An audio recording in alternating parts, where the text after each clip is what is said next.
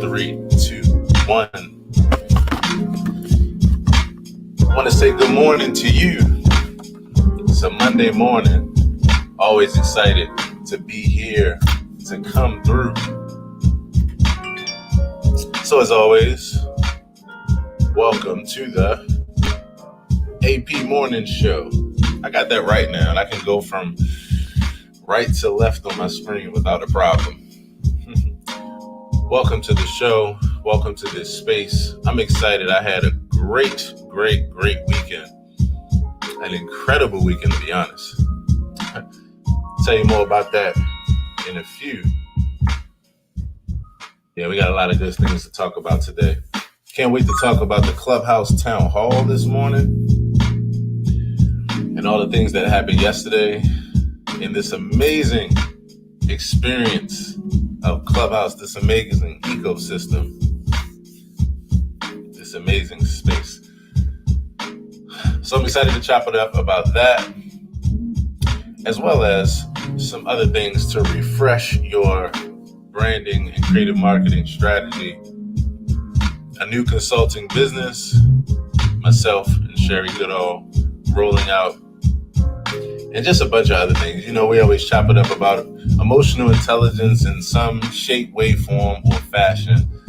You know, we talk about fashion sometimes, talk about artwork. It's from the Aaron Hill Sentiment series. This is the first canvas of a number of things. I'm actually looking forward to putting my original artwork on these canvases. So besides things like this, I have some really interesting photos that I've taken over this last year as I found myself, like many of us, finding myself in new ways during this season that we're in. So one of those ways has been in the form of taking pictures and capturing life's images. And so I've been doing that now, and yeah, I'm going to put some on these canvases that you'll be able to put on your wall. I got to show you all the one that I sent to my mother. It's of a flower.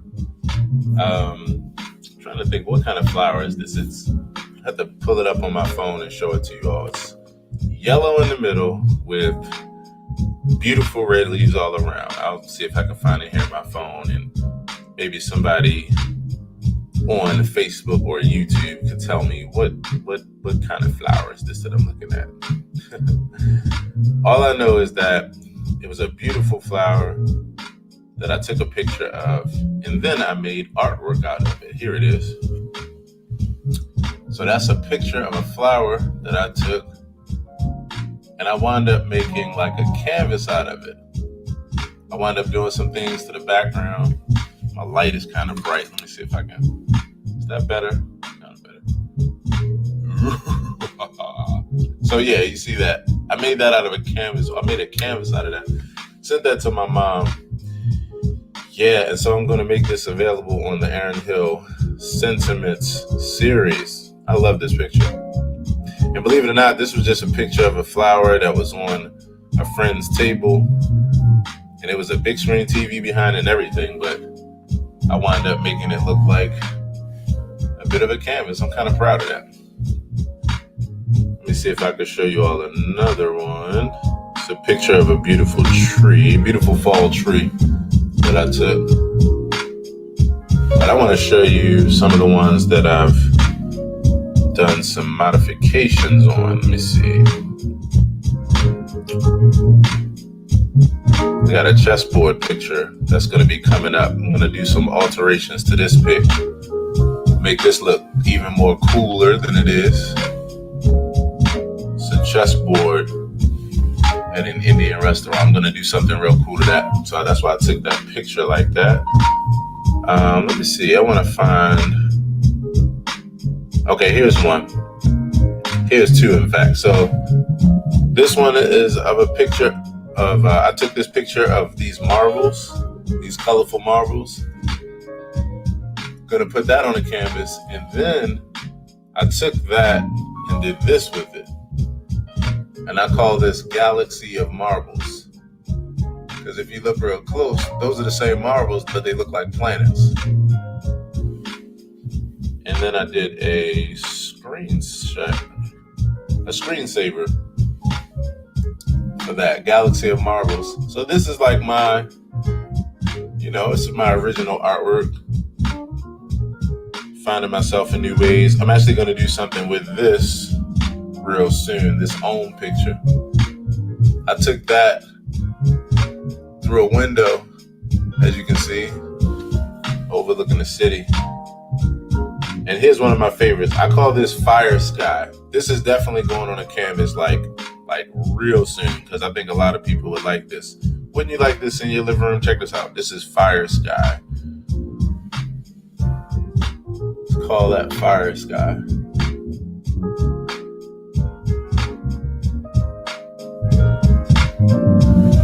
So I took a sunset, beautiful sunset, added some enhancements to it. I'm actually going to do something with this pic too. This is like a latte. I'm going to do something real cool with that picture too. And then, this is yours truly back in the day. It's yours truly back in the day.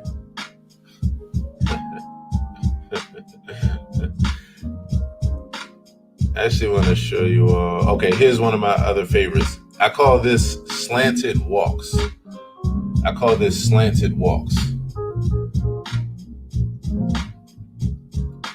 And the thing that was cool about this picture is that I took this of a building that was actually like straight, but the sidewalk was like slanted. And so I wanted the sidewalk to be straight. So in order to make the sidewalk straight, it made the top of the building like slant. So anyway, I went with that and continued to like just develop it until it was like this optical illusion.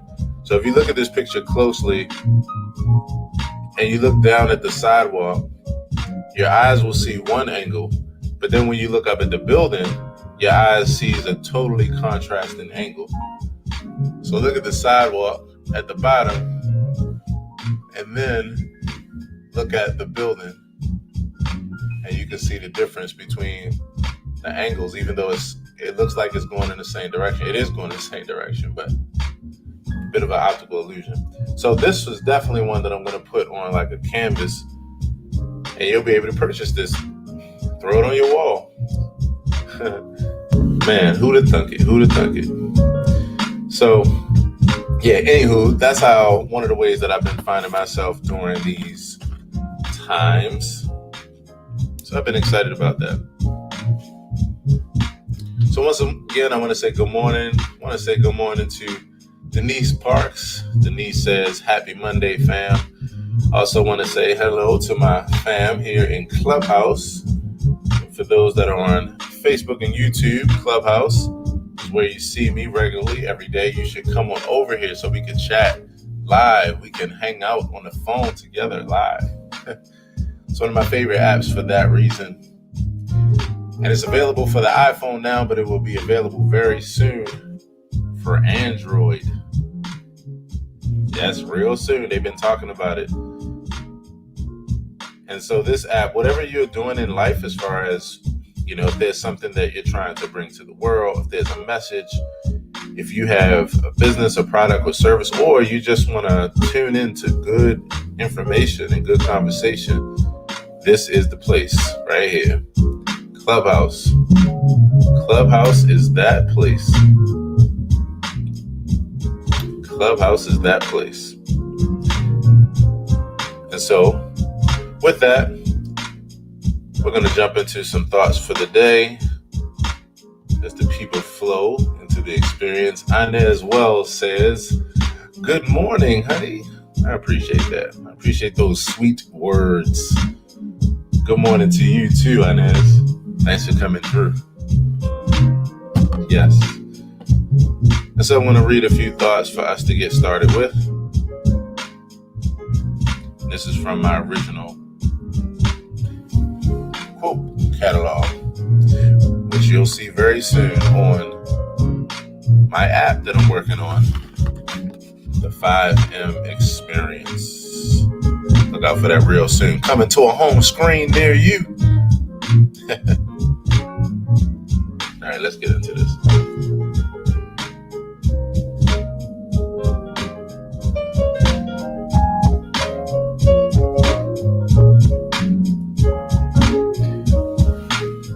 So here's some thoughts. First off, if you hear it from no one else today, I'm making it a point to say, I love you. I love you. Why? Why am I saying this? Because as a human being, social connection and feeling loved is one of the greatest driving forces of exuberant living. The smile or hello you give someone today may be just the connection needed for that someone to feel that they are valued and that their life is worth living. And it costs you nothing but a few moments to care. So let's take advantage of these moments and these opportunities as much as possible. I wrote this in 2012, and it was after coming through 2011 and having some realizations and, as we say, some resolutions and some renovations mentally. But one of the resolutions was just this really simple thought that I told my buddy. I called up my good friend Steve Anderson. I was like, Steve, bro, I got a simple resolution for this year. My resolution is just to take more opportunity to make connection with people, to walk through the streets and on the journey of life, to walk past people and to smile and say hello, to take the opportunity to make a connection. You know, sometimes you can be walking past people and someone can look you dead in the eyes and not speak, and just, I'm like, you know, it is what it is. But I was like, I think about the grand opportunity to go from not knowing a human being to connecting, to making a connection, finding some place of connection, you know, bringing a smile to a face, you know, just letting someone know that you care or that someone cares, letting someone know that they're noticed, you know, just the little things, right? That really equal big things. And so I was like, yeah, man, I'm making a resolution to take more advantage of the opportunity to connect with human beings and to just go from not knowing someone to making a connection and making a beautiful moment. If working the best with what you have in any situation is no longer considered a loss or failure, your idea of winning won't be limited to one outcome alone. With this idea, you can ensure a win in every situation in life, because losing will then be defined as only one thing: impossible.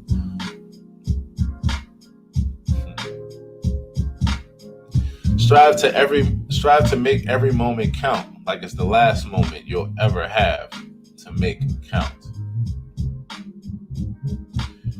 When it's time for a change, if you continue to do what you always did, then of course, you'll get what you always got. When it's time for a change, you've got to realize that a dead horse has 1,000% consistency at getting a rider nowhere. So go ahead and take the first step toward a change. What do you have to lose? This first step may be the first forward motion you've had in a long time. Your feet will thank you later for moving when you did.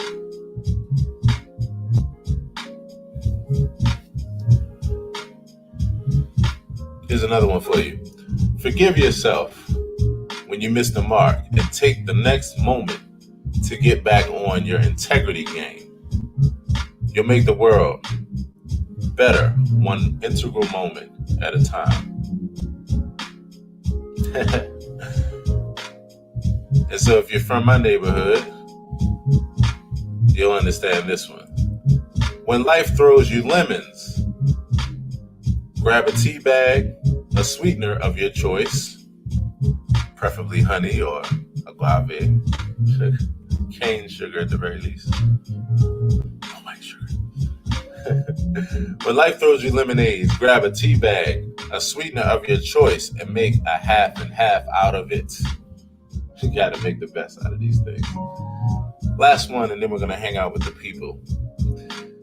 There's a thin line between relentless perseverance and the definition of insanity loop. Only you know when it's time for you to continue forward or to make a change. Be open, but let no one dictate that decision for you. Be well. Be well. Yes, yes. And so on that tip, I want to open up the stage. I want to say hello to T and once again to Eunice. Thank you so much for hanging out. Good morning, good morning, good morning to you. I want to open up the stage by all means. If you want to come to the stage, by all means, you can throw up a wave. The only goal, as always, is just for us to say, hey, chop it up about a few things and stand in accountability with each other.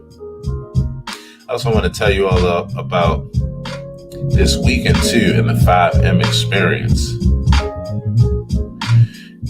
And so if not, you want to just continue to hang out and listen in, by all means, you know, you can do that too. You can do that too.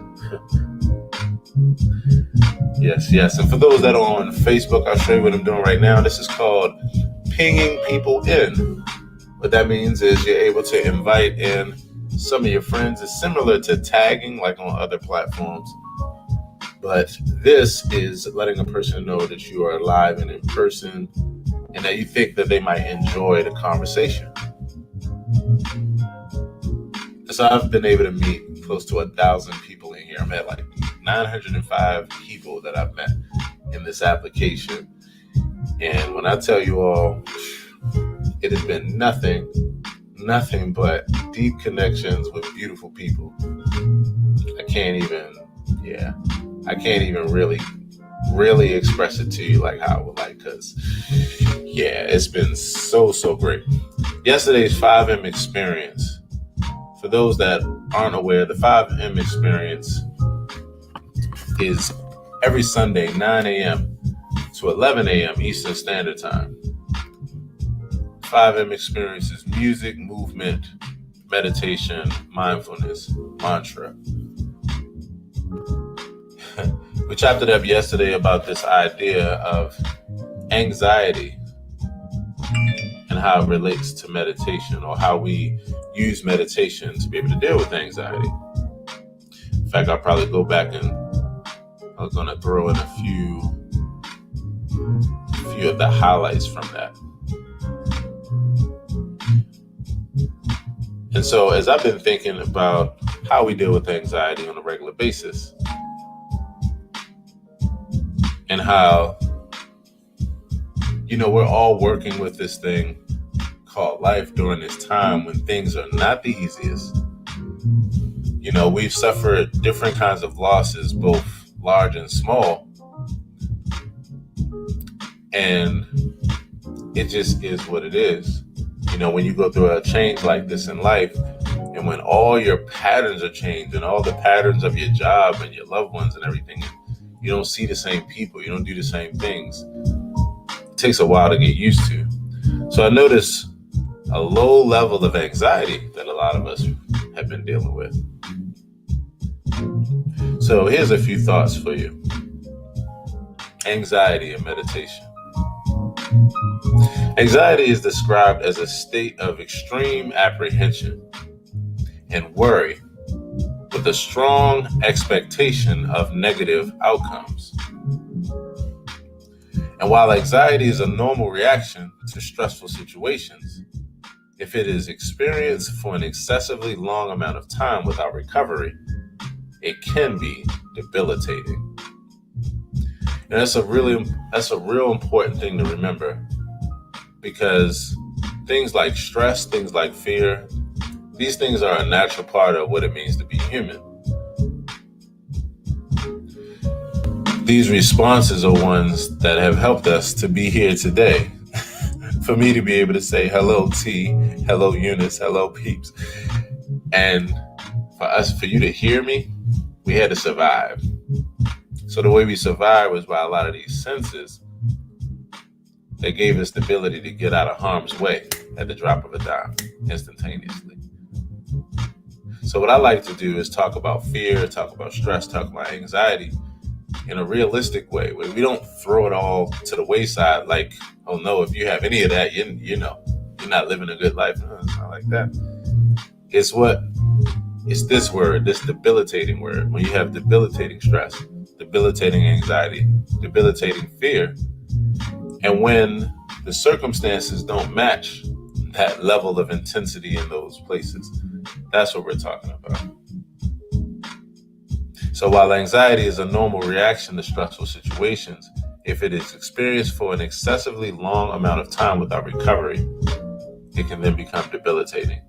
Studies show that meditation and mindfulness greatly reduces the experiences of anxiety.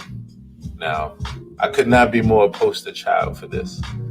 For the last, 2 years, I've been on this journey called the 10% Happier journey. I've created a self-care journey out of it. 10% Happier is an app. You can download it on your phone, and it's filled with meditation resources and courses. And they're very practical. They're very useful. You can use them in your everyday really, really well.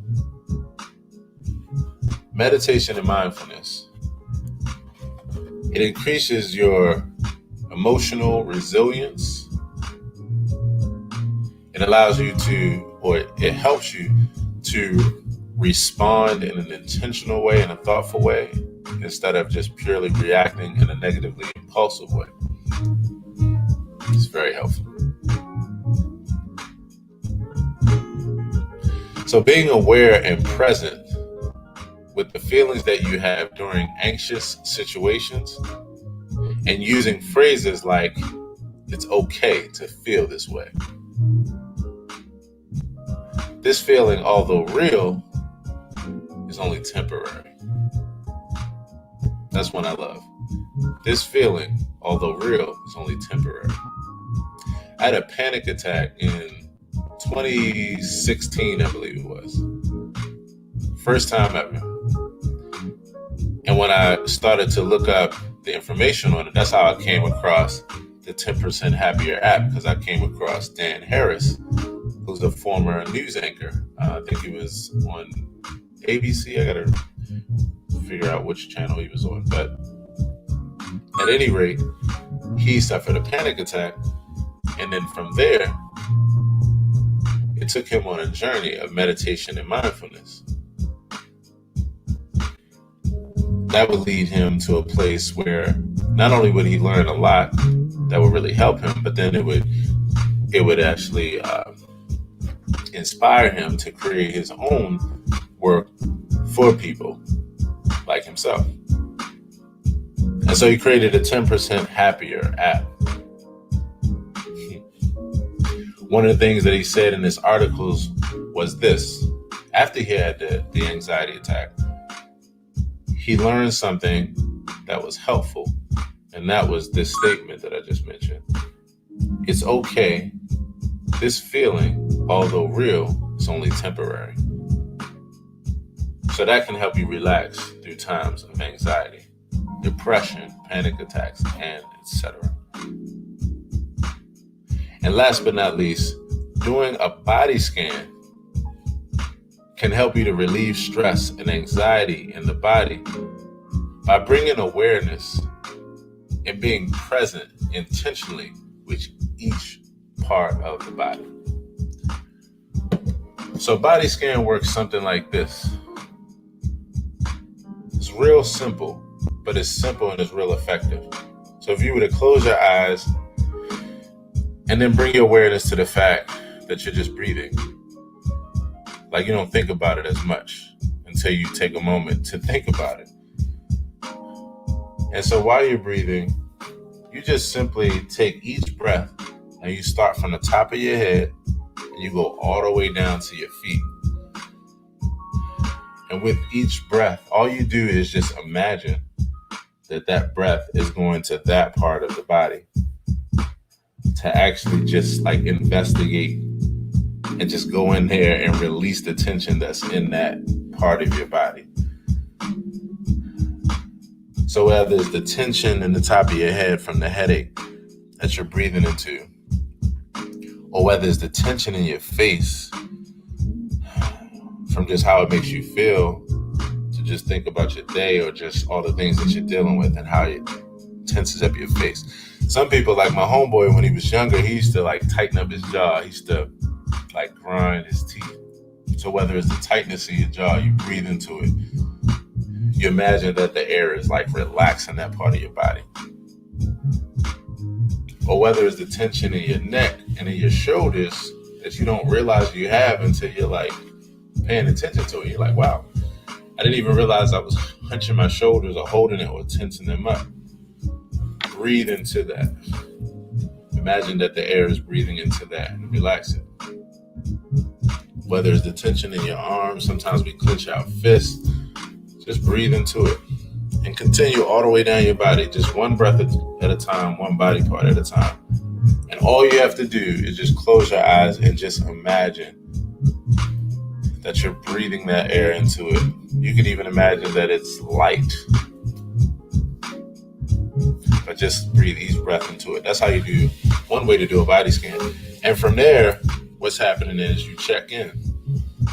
You're checking in with your body to see, what am I feeling here?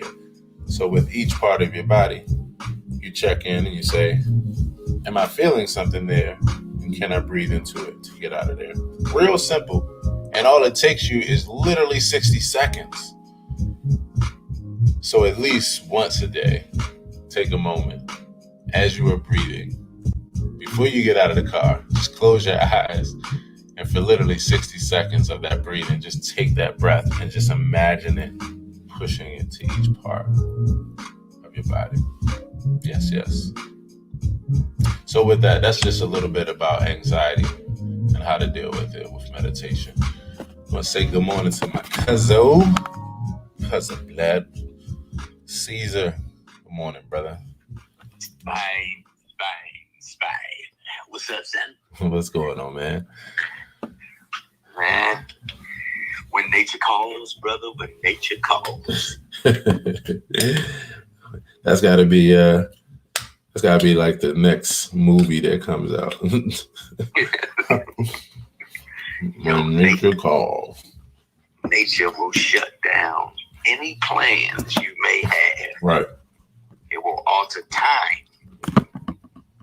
Right. It will make you late for things that you did not plan. Right. And you upset about the inconvenience of it. But glad at the fact that you could actually do it.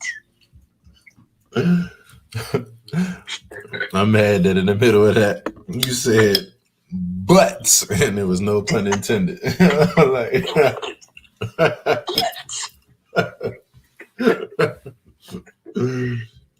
yeah, nature will stop everything. It is like one of those things you just be like, okay, so you know what? Whatever was like actually important right now, nature was like, nope. No matter what it is. Yeah, you ain't doing that right now. You said what? You graduating today and you gotta walk the stage. Right. In 10 minutes? Yeah. You know what that just made me think of?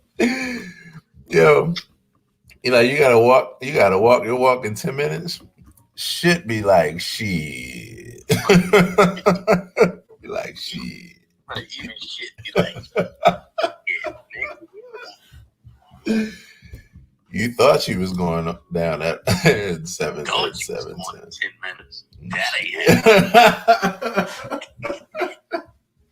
ain't right. What you think? I'm in control of this shit here. Right. Look, shit just start talking all kinds of shit. Shit talking shit. Like, shit be like, really? Right. You said I'm in control of this shit right here. Like right now. Right now? This what you read me right now. Oh my gosh. That is so true. That is so true. And it's one of those things you kind of walk around with, like with a little bit of a fear of, like, you know what? All right.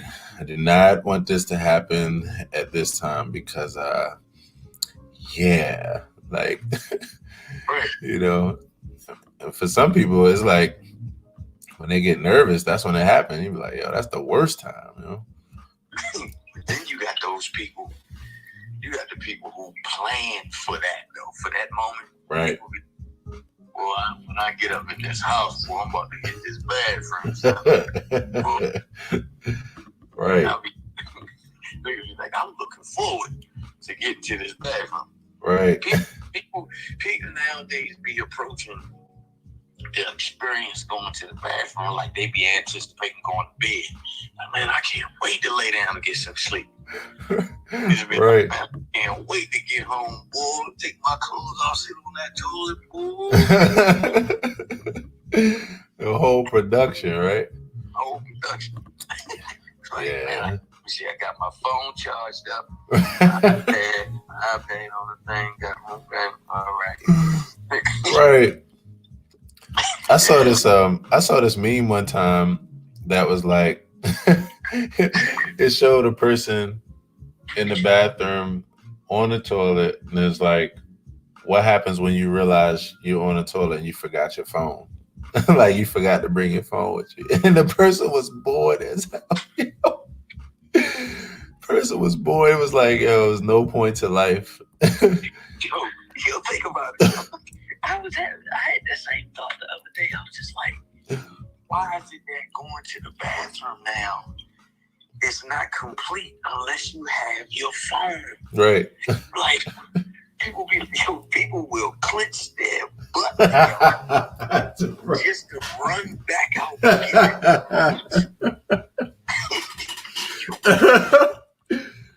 Guilty as charged.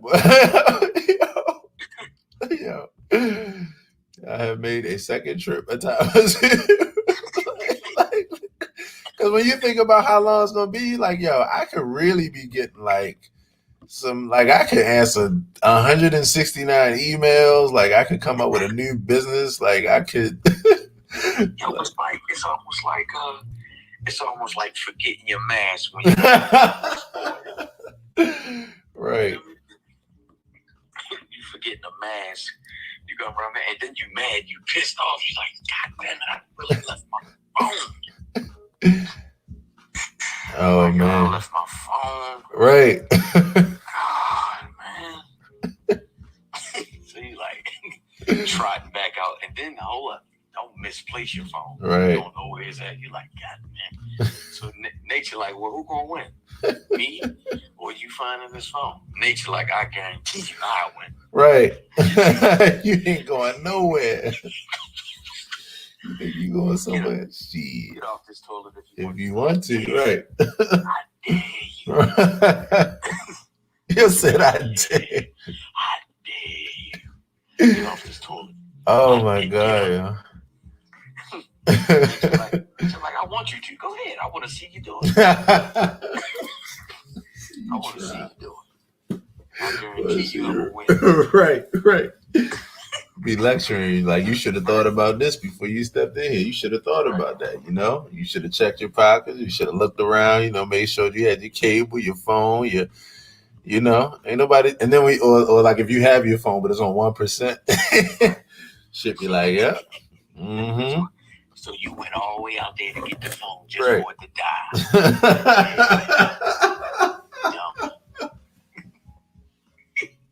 Now you cleaning up pee and everything else, all because you took the risk. Yeah. Oh my God, yeah. Y'all had so much fun with you the other night, yo. Oh my gosh, bro. gig, and then right outside of the sub shop. Mm-hmm. So it was good, Mm-hmm. I'm going to add all of that to my comedy routine. I've been writing it down too. Add all of that in there. Who the fuck still writes songs? Yeah, that's how the younger generation gonna be, as they get older, Mm-hmm. and they got kids and stuff like that. You try to tell your kids, these overly millennial children, about real music and songs. Right. They just look at you like, songs. I remember seeing that. I was looking up some history, songs. Yeah. Right. Who the fuck still writes songs? Right. Like, what?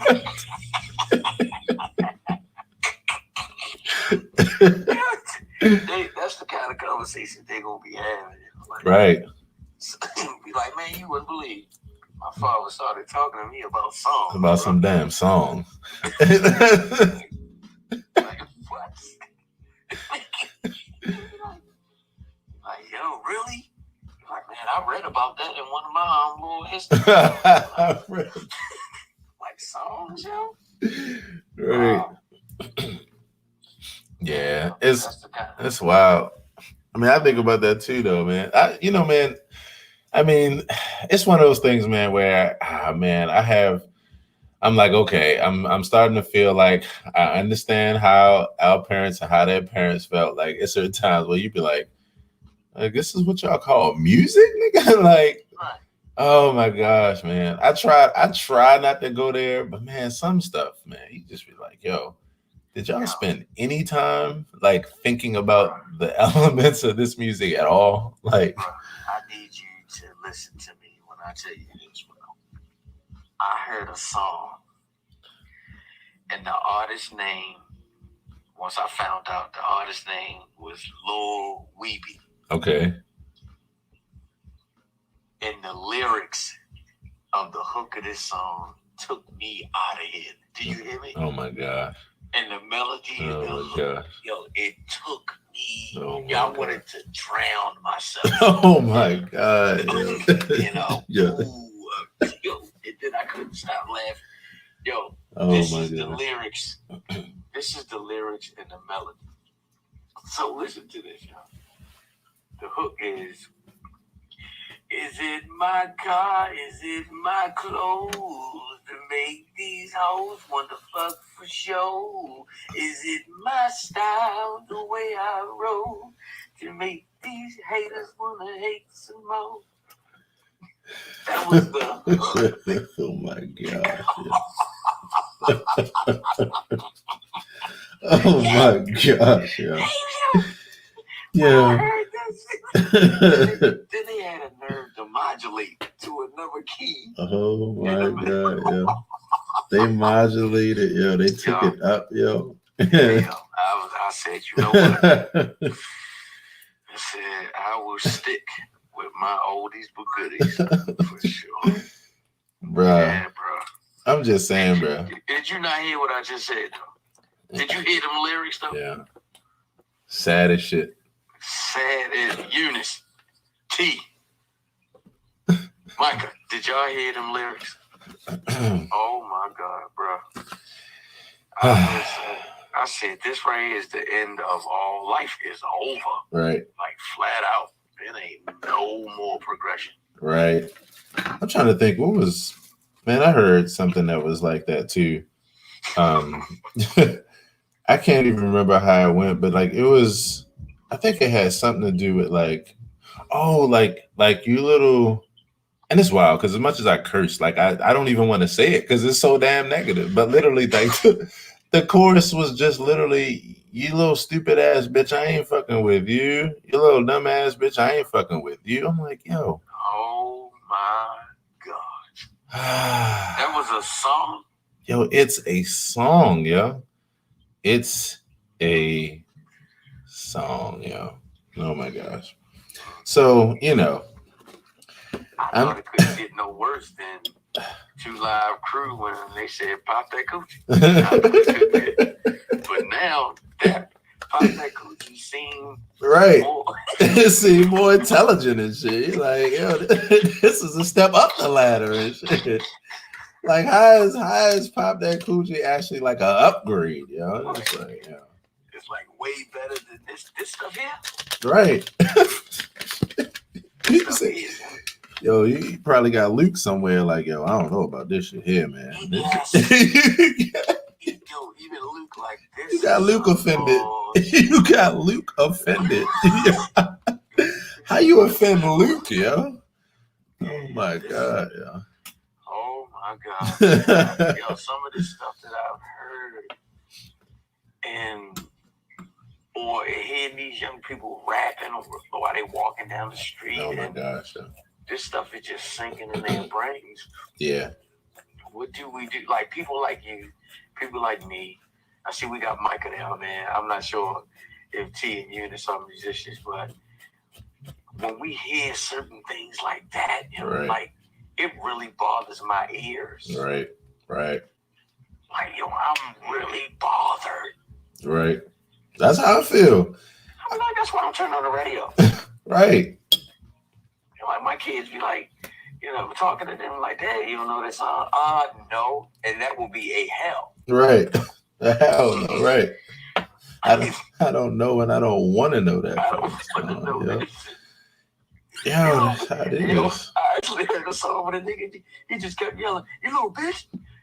Hey, you little bitch! Yeah, that's bitch!" yeah, I was like, "What?" Right. Yeah. You know what I'm saying? I said, you know what? I am so done with this new, what they call it, trap Oh music. My gosh.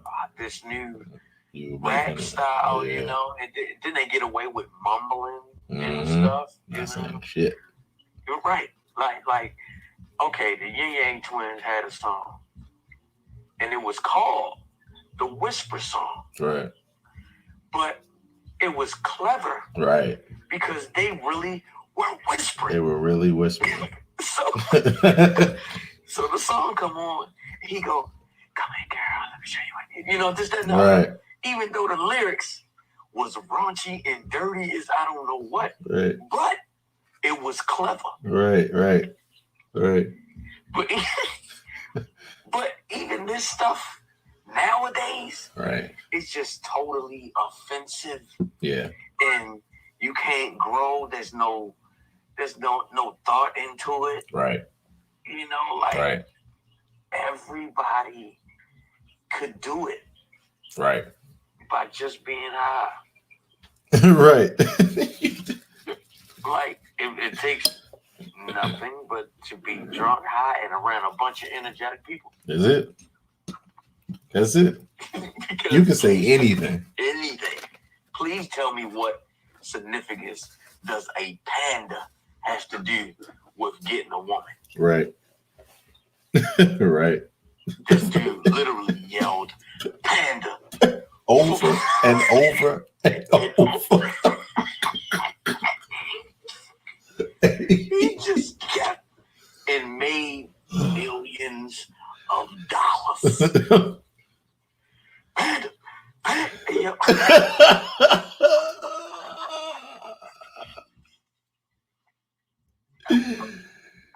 Yo, who would think that we would come to the point, yo, in music, yo, where you could literally yell a bear? You can literally yell a bear. Yep. Literally.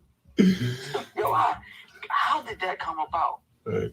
Like you in the studio, you say, "Yeah, man, panda." What? Say that again. Panda, yo, play that beat. Panda. Oh my God. And they like, "Yo, we're gonna put this out tomorrow." Right. Tomorrow. It was everywhere. He was on TV.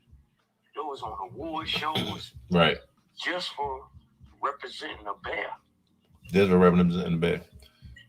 Never knew it. Yeah, that's what I say. That's where music at nowadays, bro.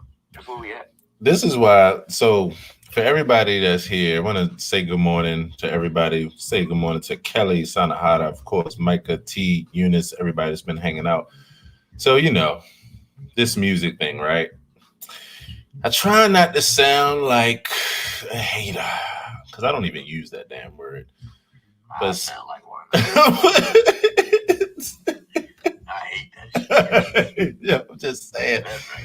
Some stuff is so offensive to me that like just the vibration of it through somebody's car, through my car, gives me a feeling. Yo. Like when I could just hear the intention and the tone, like I'm like, oh my God, yo, Right. this shit is angry. So so yeah.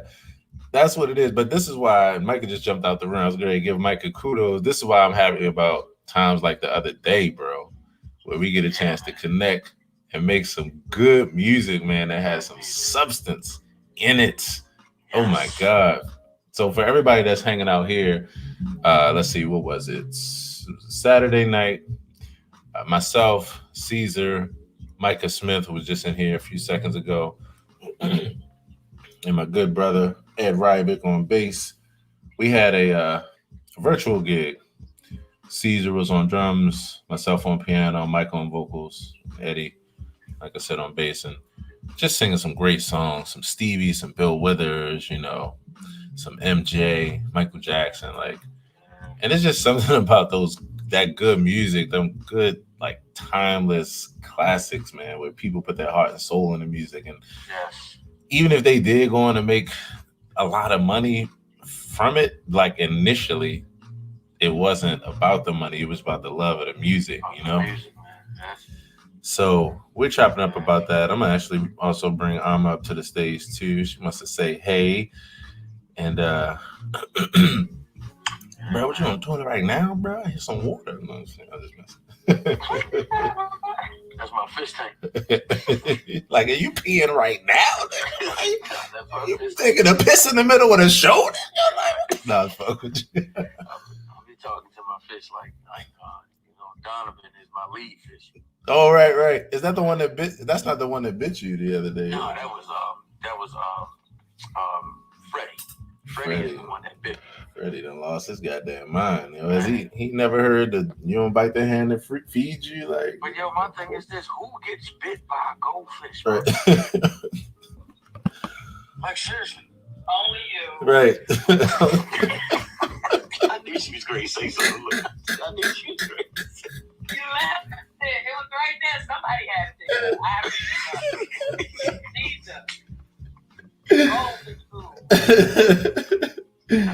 It's crazy, man.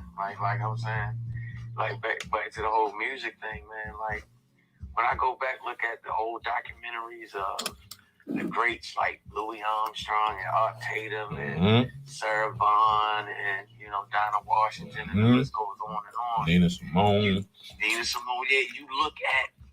Yeah, you really look at the almost like the arrogance and the carriage that they put into each song. Right.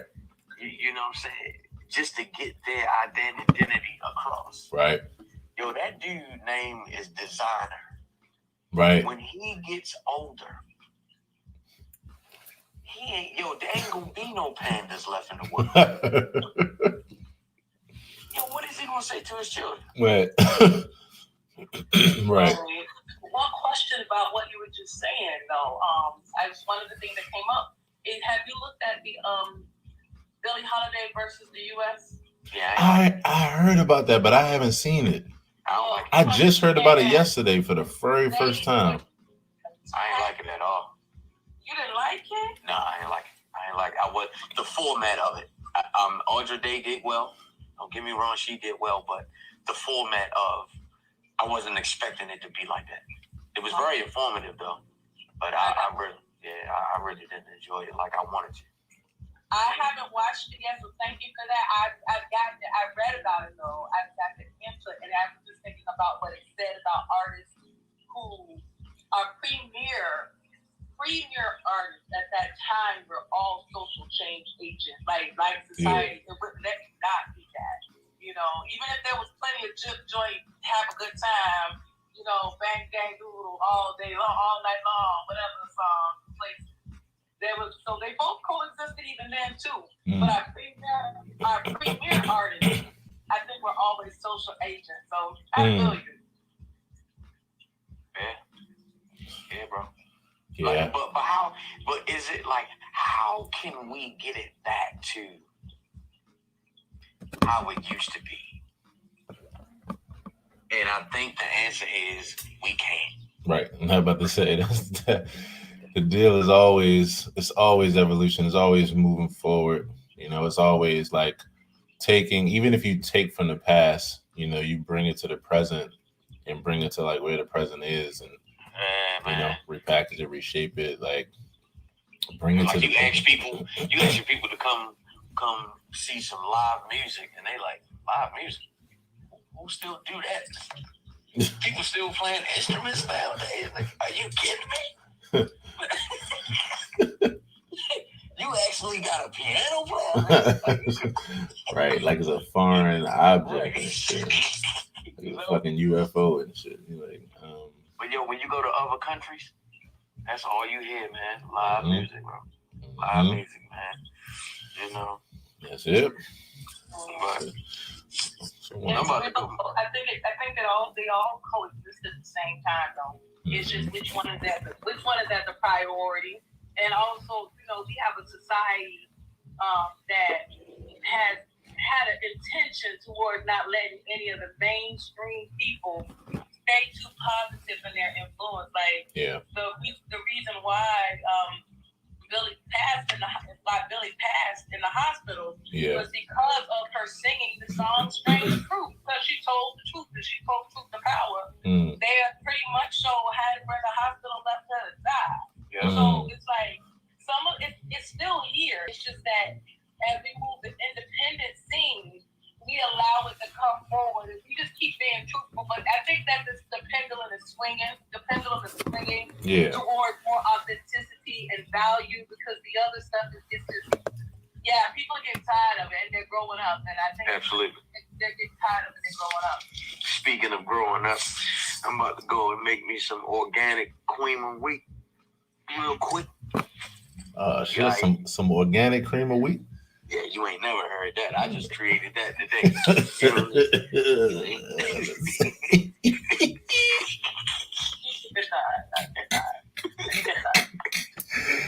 Yo, that's so funny, yo.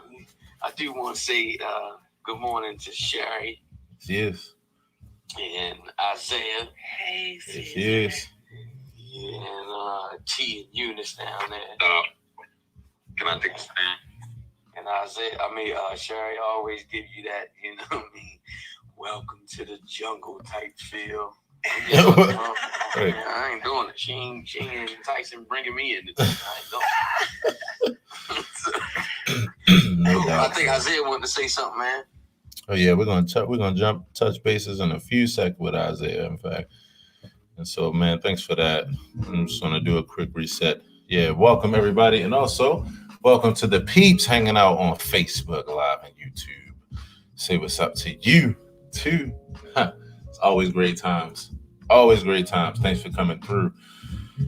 Oh man. So we're here in accountability, as always. Great laughs, great information. As always, great intentions. I appreciate you setting the intention today and whatever brought you through this experience. It's about one thing: positivity. Y'all know how it goes. It's the vibe. And so with that, we're going to shift, and in a second, we're going to go into our segment with Sherry. But first, I want to say good morning to Isaiah. Everybody, let's say what's up to Isaiah. Good morning, Isaiah. How's it going? Morning. Good morning, Isaiah. How y'all doing, family? Yes. Doing well, brother. How are you? It's going well. Just been actually just released a song yesterday. It's called that. It's on Spotify, Apple Music, and SoundCloud. And just been going through little levels and battles because my dad just passed away. I'm sorry to hear, brother. My condolences, brother. Yeah. Man, appreciate y'all. Yeah. I'm very sorry to hear that, man. You know, it's man, I mean, I can only imagine. Let me just start there. I can only imagine, you know. So definitely my condolences to you. And thanks for coming through this morning, man. I want to say welcome to Clubhouse, man. I see that you got your party hat, man. And I want to say welcome. Yeah, welcome to you. Yeah, looks like you just joined a couple days ago, man. How have you been enjoying it so far? Man, I've been enjoying it. Actually, I've listened to a couple chat rooms. I listened to some poetry chat rooms, which was nice. Yeah. Listened to people reading out loud their books they was writing, which was really dope and creative. Nice. And my brother invited me to this app like 3 days ago. Right. And our record was called Running Wolves. Mm-hmm. And we all about big community activism.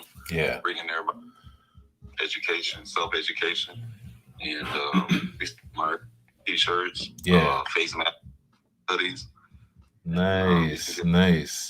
Runninwolves.com. I love it, man. You know, one of the things I love about just life, period, but definitely in connections like this is finding and connecting with people where you have things in common. So, you know, I see that you're a musician. I'm also a musician, and Caesar that's here, he's also a musician as well. So you're in a company of other musicians, you know, and then just what you're doing with your brand, man. I'm checking you out on IG, and yeah, man, I appreciate this. I like this concept, man, with the Running Wolves deal. That's slick, bro. That's really slick. Yeah, that's man. So when you first started it, you first created it about 6 years ago. Yeah. And he chose to connect with. They wasn't able to stay true to their position, which dismantled first attempt to business. Right. And now he's just like, man, bro, I gotta keep it within the family now. I'm like, yeah, bro. Man, that's really dope. Trying to break shit down and infiltrate and all the extra. Yeah, I love it, man. I love it.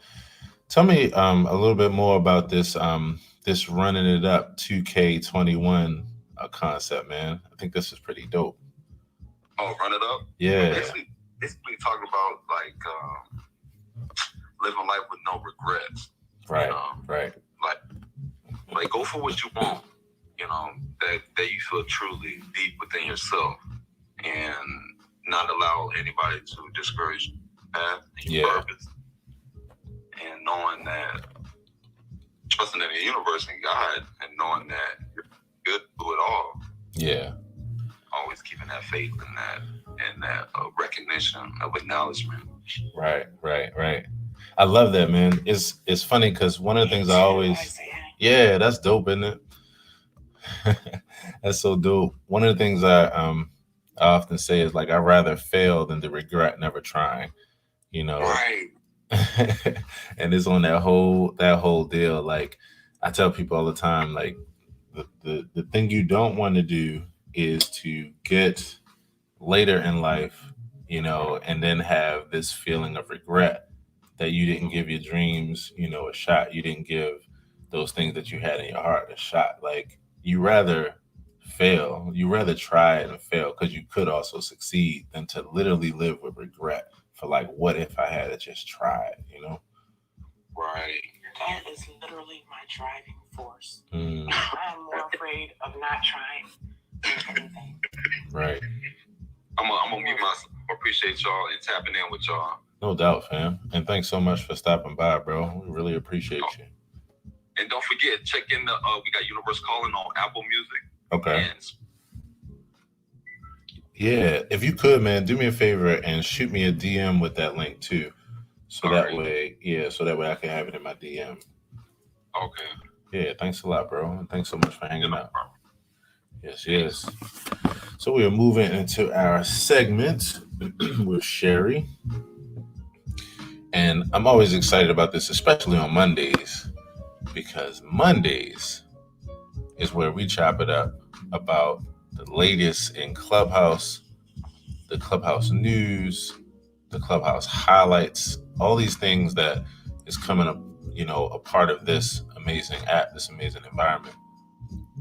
And so if you did not go to the town hall, which happens every Sunday, 12 noon Eastern Standard Time, then this is a way for you to get the information that came from that session.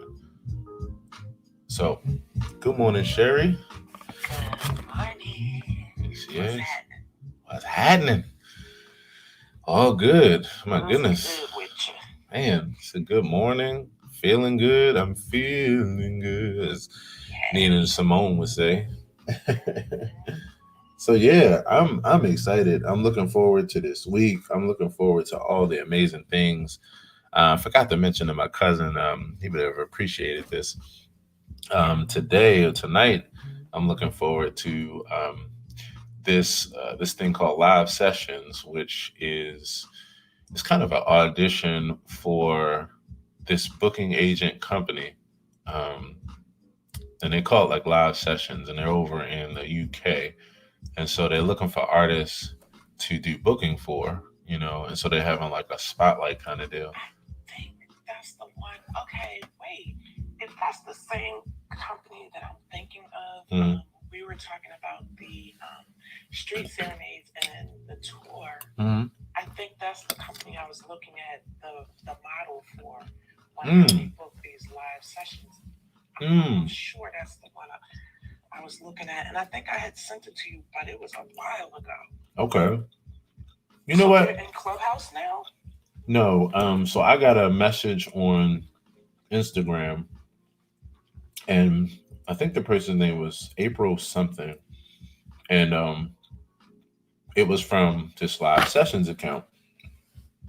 So they first just commented on one of my posts that they appreciated something that I wrote, and then they sent me an inbox and were like, "Hey, we're live sessions and we look for artists, blah blah blah, and to do booking for, and so if we would love for you to audition." And they gave the Calendly link and all that kind of stuff. So I just followed up on it, dropped in on it, went on and put up a date. And so I'll be auditioning tonight, 7:20 to 7:30 p.m. Eastern Standard Time. And yeah, I feel good about it because I hardly ever do these kind of things, but like I'm overqualified for it. So I'm just excited about like, yeah, just the possibility. I'm like, this could be really fun. Okay, so now I get the connection. You told me about them, but I didn't realize that was the name. Right.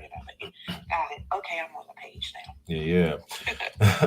Also want to do a quick refresh and say good morning to Paris. Thanks so much for stopping by. Welcome to the AP Morning Show. And so I'm excited about that, Sherry. I'm excited about refresh. I'm excited about just things coming together in life, in a really strong way. And so I'm looking forward to these beautiful opportunities of this week. And I'm crazy excited right now because there's some things, everybody, again, that we're about to talk about with these Clubhouse updates that I'm about to explode on if I don't get it out of my system. I'm about to explode, Sherry. Let's go. Let's get it. Okay. Here we go. Let me pull up my notepad. All right, for everybody, again, these are the notes from the town hall. I take notes at the town hall. The town hall happens on noon, every Sunday at noon, where Paul, Rohan, and Anu, the founders and developers of the app, they talk about the updates, the product, what they call product roadmap. They talk about the highlights that have happened here in Clubhouse, as well as they answer questions. All right, so here's some recaps. Let's see, let me go back yesterday. All right, first with the highlights. There was a room where Bill Gates was hosted, which of course, as you know, exploded the app. I don't have a whole lot of details because I was catching it as they were just spewing it out, but that was one of the things. Abraxas and I forgot the name of their club. It used to be Community Club, but I don't think it is now. But Abraxas, Higgins, and the family, who are doing amazing things on this app every day on this app with onboarding new users. They have a beginner's room, and then they also have a town hall recap room that is absolutely amazing. It happens every Sunday right after the town hall, and it's at 1 p.m. He was highlighted because they did this room. They did some kind of room where it was helping the blind users to actually be onboarded onto the app. And it was using some other kind of program. Like, it was a whole deal. So there's tons of blind users that are now on the app, all because of Abraxas and the crew, and they've been working for a while every week on helping people with disabilities to use this app. Oh, I love that. Yes, That's so awesome. yes. There was the first mental health summit was held, and Kevin Love was a part of that. Um, the last week, Noel Chestnut Whitmore, someone who we are hearing a lot about in this app and will continue to hear a lot about, someone who's a mover and shaker, a leader when it comes to so many different efforts, this World Music Jam. Now, last week, they raised $150,000 for Texas here on Clubhouse through a fundraiser.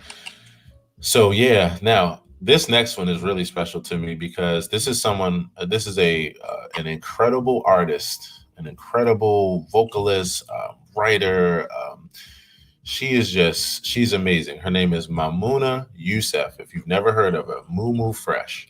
Mamouna Youssef, aka Moo Fresh. Sherry, if you've never heard of her, ASAP. I gotta turn you onto her ASAP.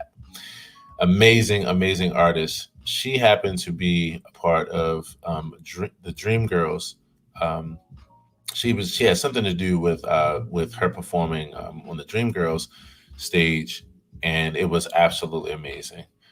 Speaking of Dream Girls, yesterday, if you didn't know, for anybody that didn't know, they had the Dream Girls production here yesterday on Clubhouse, and it was the last of the two shows. I attended it, and oh my gosh, it was amazing. It was so amazing. And I've seen the play. I actually saw the play way back in the day with Jennifer Holliday. Right. And it just took me back to that. And you know what else it reminded me of?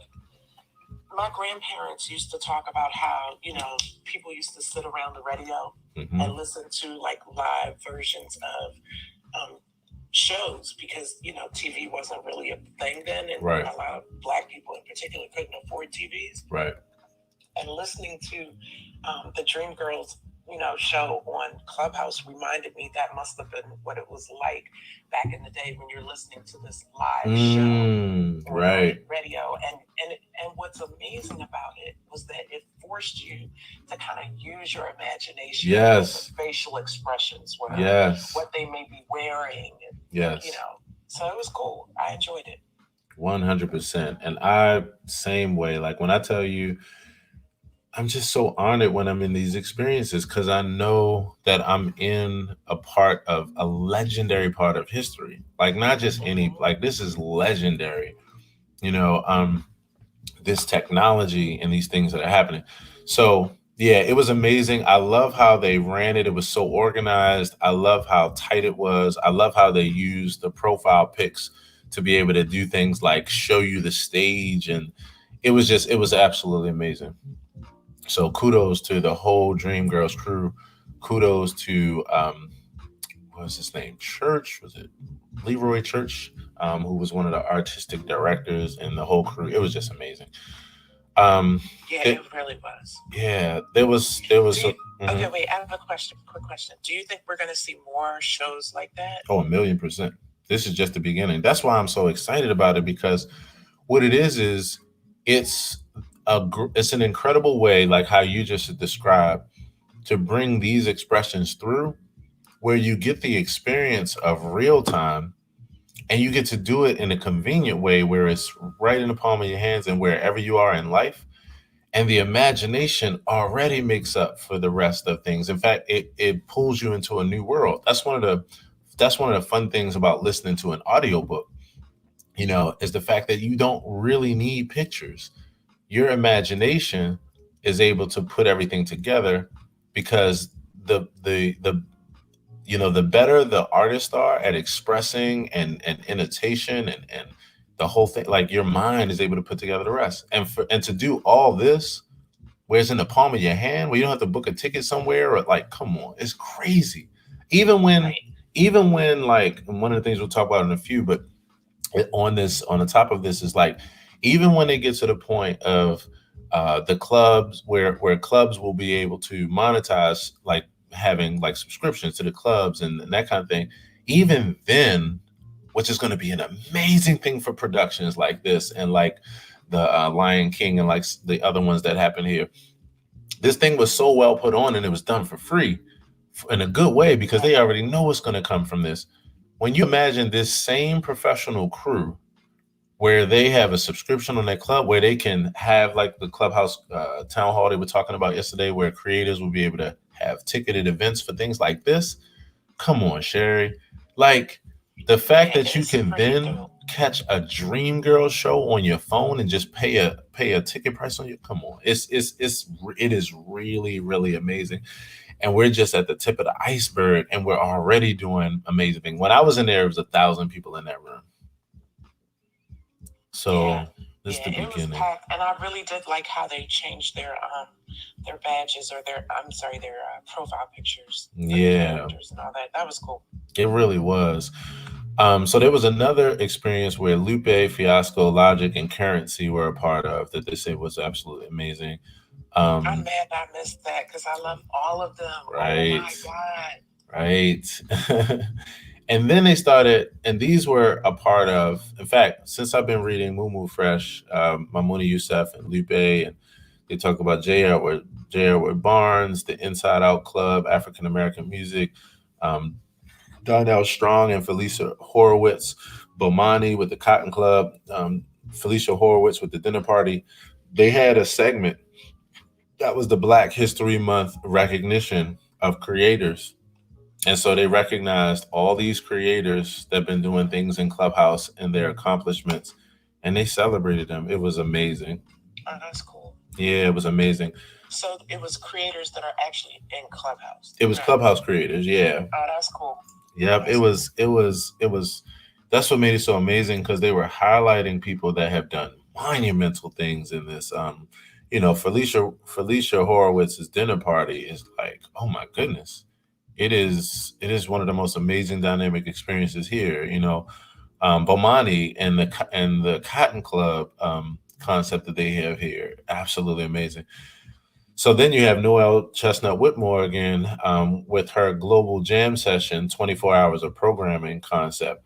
They have 34 countries that are signed up for this for 24 hours of music, where we'll experience music from all cultures around the world, and it'll be all fundraising. It's amazing. So speaking of that Billie Holiday thing, Bomani hosted the Us versus Billie Holiday room here on Clubhouse, and it was also sponsored by Hulu. It was partnered with Hulu. Wait, he sponsored a what? The US versus Billie Holiday, the thing we were just talking about a few minutes ago. So they had it here. The room was here on Clubhouse, and it was partnered with Hulu. Nice. And then Foot Action is also celebrating Bomani this month as well for his accomplishments here in Clubhouse. It's about to start the retail wars. So the Dream Girl show was Leroy Church's third show.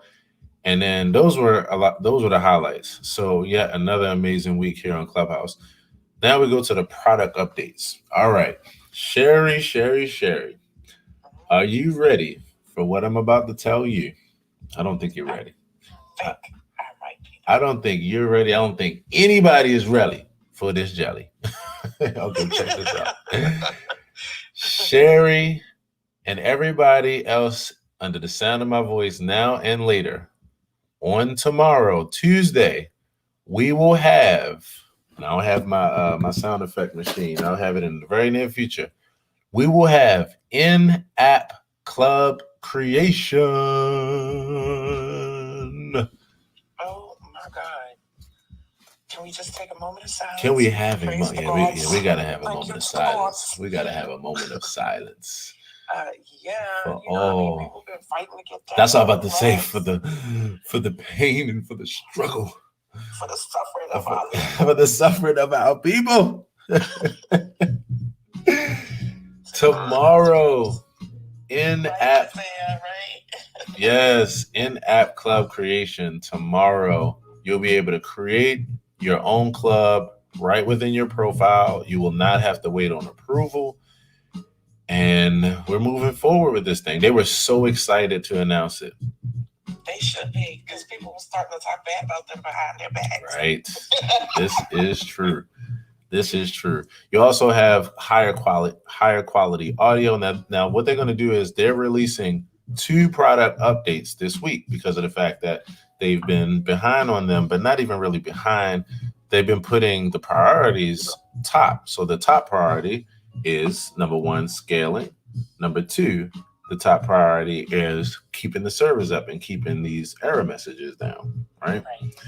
So they've been, really digging in hard on functionality, and rightfully so. So with that, here's what you can expect in the updates later this week, more like Friday. Higher quality audio, link to profile, yay. Link to profile.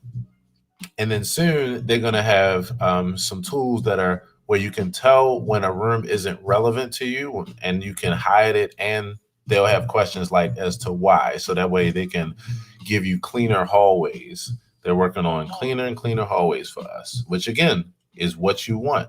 It's 10 million people in this app right now. So you don't want everybody, you want everybody to be able to see everything, but not always seeing everything, Exactly. Yeah, because then people will be getting off of this app. It's overwhelmed, and you'll be just congested. Yes. It won't be fun anymore. Another thing that's coming in these updates is where your older notifications will expire. So that way, when people follow you, a lot of times they'll follow you and then start spamming you, inviting you to everything. So they said what it does is it makes your notifications kind of be useless after a while because it's just so inundated with so much stuff. It's so congested. So they're going to make systems so that older notifications expire and it'll be able to be cleaner. They're going to, limit false recordings. Limit false reportings. They're working on some things for limiting false reportings and when people report other. Now, one of the things that to know in this app, and this is a part of course, the disclosure agreement, that you accept when you come into this app, is that the way that they investigate, because people were wondering, how do you actually investigate? What do you all do? Because they wanted to know what's the process. And so they said, well, this app has a short audio buffer. So there's a recordings of the conversations that are not used for any other purpose other than if someone just files a report and they need to actually check on things from a particular time frame as far as recording. And then from there, or besides that, it's just completely done away with. It's not stored, it's not kept, none of that stuff. And so they're working on ways to be able to greatly limit when people are falsely reported. All right. And then last but not least, from the Q&A section, curated trending rooms. They continue to build out their discovery team. List started into, one of the things I do want them to do, and it kind of came up as a question, is number one, I want immediately, Sherry, I'm wondering what you think about this, because I think this is a no-brainer. I think that when we create our events, we should have the ability to create an end time. No. Oh, wow, really? No. So how, wait a minute. All right. So now I got to really understand why. Okay. So here's my case, right? And then you tell me. If you are trying to plan, whether it's more like for events on Clubhouse, or you just want to plan your life in general, it would kind of help if you knew what time something ended if you were planning for certain events. Because otherwise, like, you have no way of telling not only how you can proportion your life to this event, but like, unless you ask somebody, like, what time is it supposed to end? You don't know, but you might really actually want to attend. But what you might be trying to do is see, okay, can I make this and then be able to make the rest of my obligations and plans for the day? But if you have no way of knowing whether it stops at 8:30 or 10:30, like, how can you plan? Like, it takes away, to me at least. I'm a little bit of a purist when it comes to this platform. So okay, again, like the whole point of the leave quietly button at the bottom left, right, is so that you can leave quietly and go on to whatever else you want to do. So I don't really see. yeah, okay. So I think you're missing. Okay, not leaving. What I'm saying is, say you want to come to a show and it starts at 7:30, and you know for a fact that this show starts at 7:30, but you know you also got something that's planned from 6 to 8 o'clock, not 8 o'clock, 8:30. Right. Wouldn't it be nice to be able to look at the calendar and at least see the end time so you'll know if you can make it or not? Like if you'll see it or not. I understood exactly what you were saying, and no, Wow. It means at 8:30 I gotta dip out. No, Sherry, not going. No. You don't know if the event is still going on at 8, Sherry. What I'm saying is you don't have right. the. And if it's, How do you? You wouldn't want to know if the event was like actually going on after 8:30. Like if you could know. It's not that big of a deal to me. No, that is so interesting. Wow. Okay. I mean, I get what you're saying. I know you keep trying to reiterate. Right. But listen, I'm not going to be in agreement with you. I got you. Here's what's happening. Do you think he's trying to convince me? I feel like he's trying to convince me. I am, but here's why. Because when you say leave quietly, I think you're missing my whole point. Like I think it's okay. Got it. So all right. So here's my last question. So you would be okay, like if there was an event you really wanted to attend, you would be okay not at all knowing what time it ends, so you'll know at all if you're able to actually attend it. Okay, listen. I said this before. I'll say it again. Again for the people in the back. I don't think so, because I want to be able to dip out. If it's still going on when I get back, then so be it. Or I just have to leave before it ends. You don't. Okay, got it. Got it. Okay, this is my turn. I'm gonna have to ask Isaiah. Isaiah, you need to be the tiebreaker, because clearly, no. Like if the event, okay, so you want to plan your time around it, but at the same time, to me, the great thing about this app is that you can dip in and dip out whenever it is best for you. So why do I need to know what time it ends? Here's why. Apply this to regular life. Like imagine there's like a banquet going on. And that's in real life. Okay. That's what I'm saying. That's my point though. My point is that a banquet in real life and a banquet here, or a conference in real life and a conference here, is the same thing.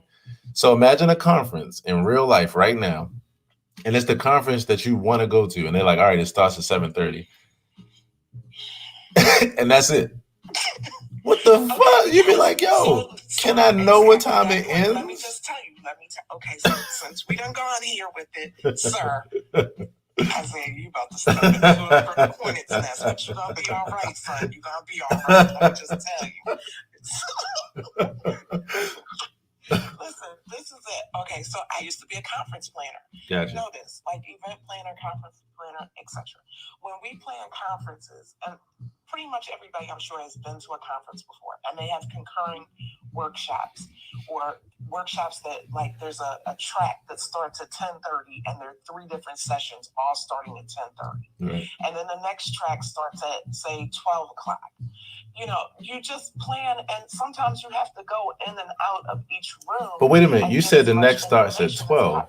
You said the next starts at 12, right? That gives you, that's an end time. At 10:30. No. Okay, what I'm saying is the next tracks. Okay. So you have, let's say you have 10 o'clock, 12 o'clock, and 2 o'clock tracks that are going on. But some of them start, like, overlap in between. Well, okay, so that's not a good example. Yeah, like, because you let me say go it ahead. differently.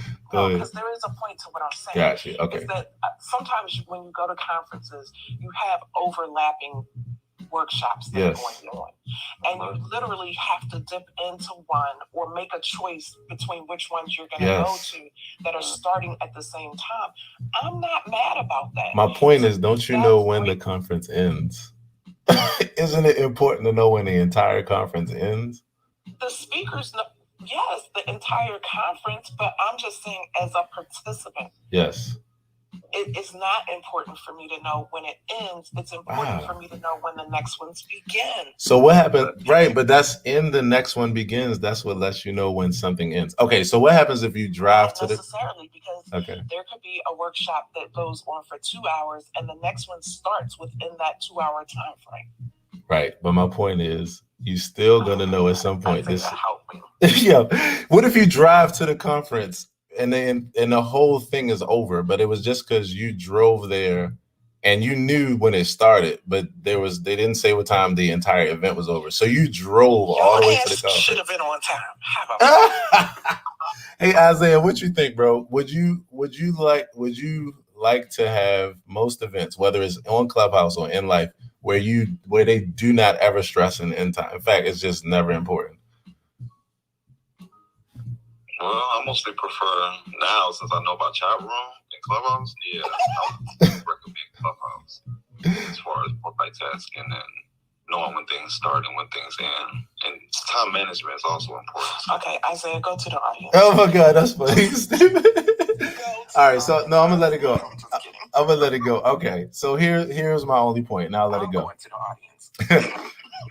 my only point, and I'll let it go, is I'm not thinking about Clubhouse. I'm not thinking about convenience. I'm thinking about how we actually structure our lives.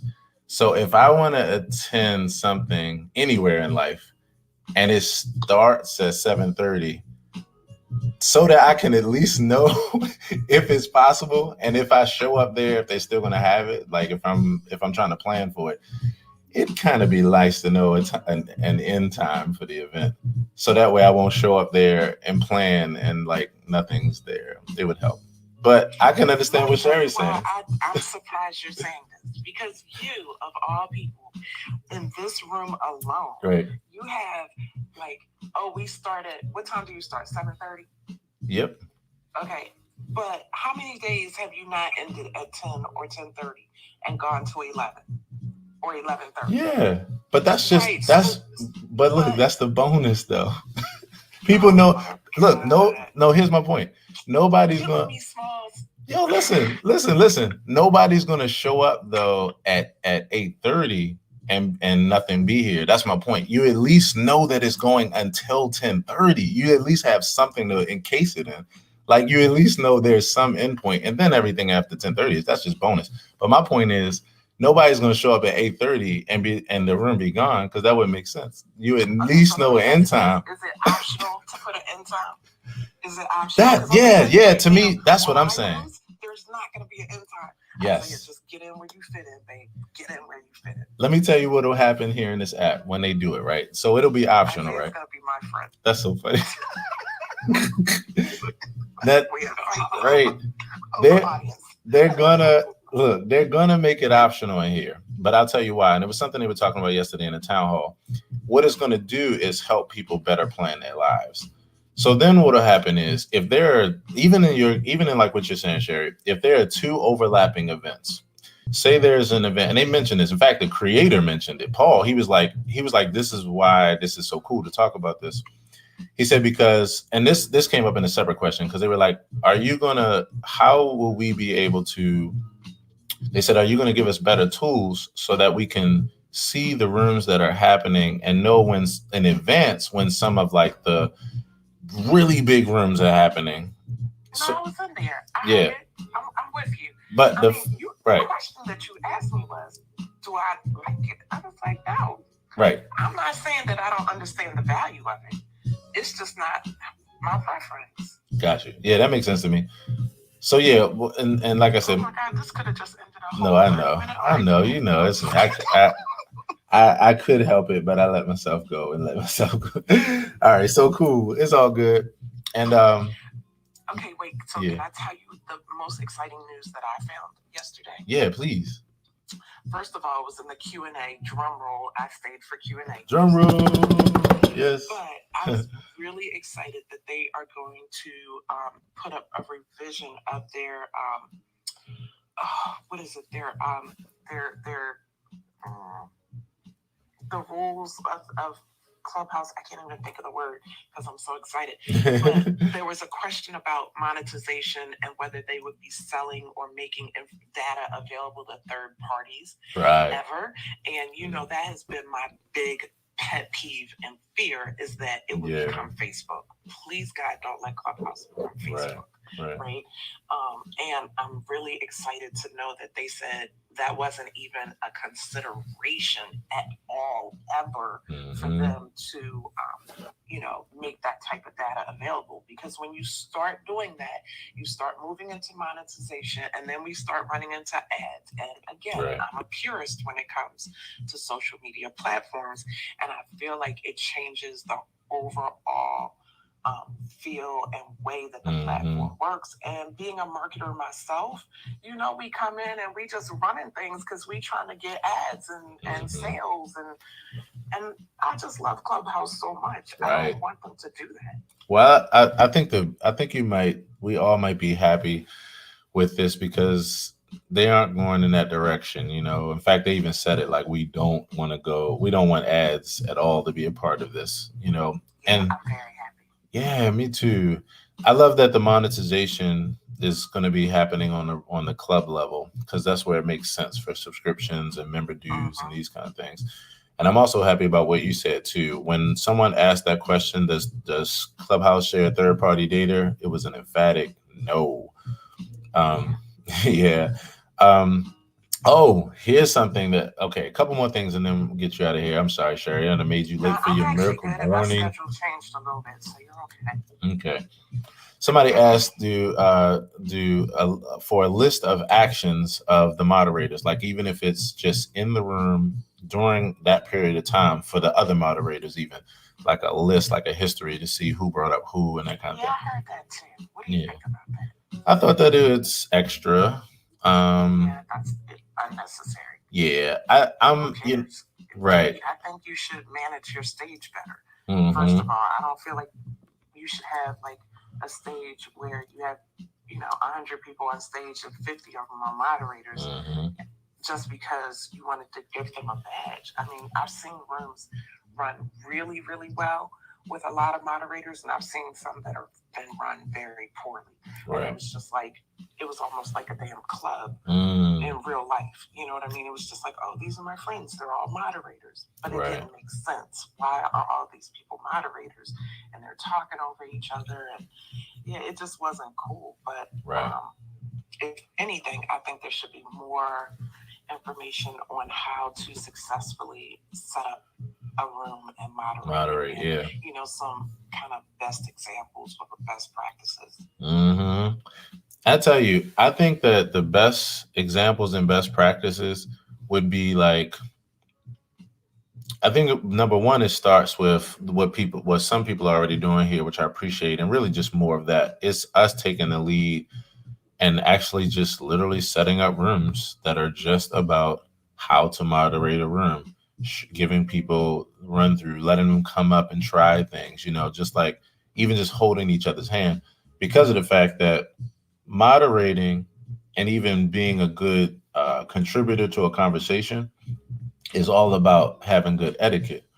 So the way that you can teach a person how to have a good etiquette is by literally doing it by having good etiquette while you host them and while you teach them and while you talk to them and work with them. You know what I mean? So I think that, and then of course some additional tools outside of that, like creators who create videos and just different things. And Clubhouse said they want to even have like something that's even like a couple step process so that you can at least have like I want to say like a certification as a moderator. But it's just like a little walkthrough to give you the ins and outs so that way and then you at least know the basics, to give you some prerequisite tools. So I think that was cool. And then here is something that I'm really excited about. Okay, so someone asked, I think this was like the last question. They said, what kind of content would Clubhouse like to see as far as from the creators? What kind of rooms? I heard that. I'm surprised you didn't see me texting you because I was like, oh my God, you're so on point. Like, they basically went straight down your alley. Whew. I lost my mind when I heard that because, like you said, they were like, well, we think, that Paul was like, we think that there should be, more like morning shows, like drive time commute shows. He was like, I would tune in every morning to a show that was just an unfolding conversation. It gave some highlights of some news highlights and events and that kind of thing. For him to mention that, and he was like, especially on a daily basis, I'm like, oh my gosh, couldn't be more confirmation.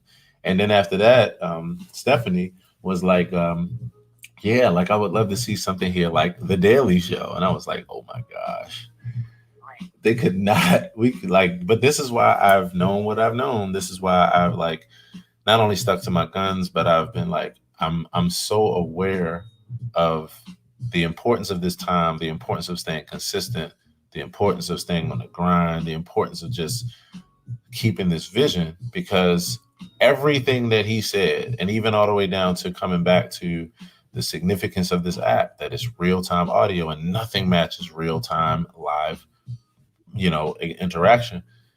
Yep, it's why I've been believing in this thing so deeply, and why even in the midst of having over 40 room concepts, that this room would be the room that I focused on the most, and really be the one, besides 5M, because of exactly that. So that made me really excited. And I know as soon as they said Daily Show, I was like, oh, I know Sherry has to be like, oh my goodness. Yep. So that definitely makes me excited. And so I think that might be, the only other thing was this blocking thing, right? So they just reiterated, they reiterated the soft block concept, Yeah, which I like. Do you have anybody blocked? Because I do.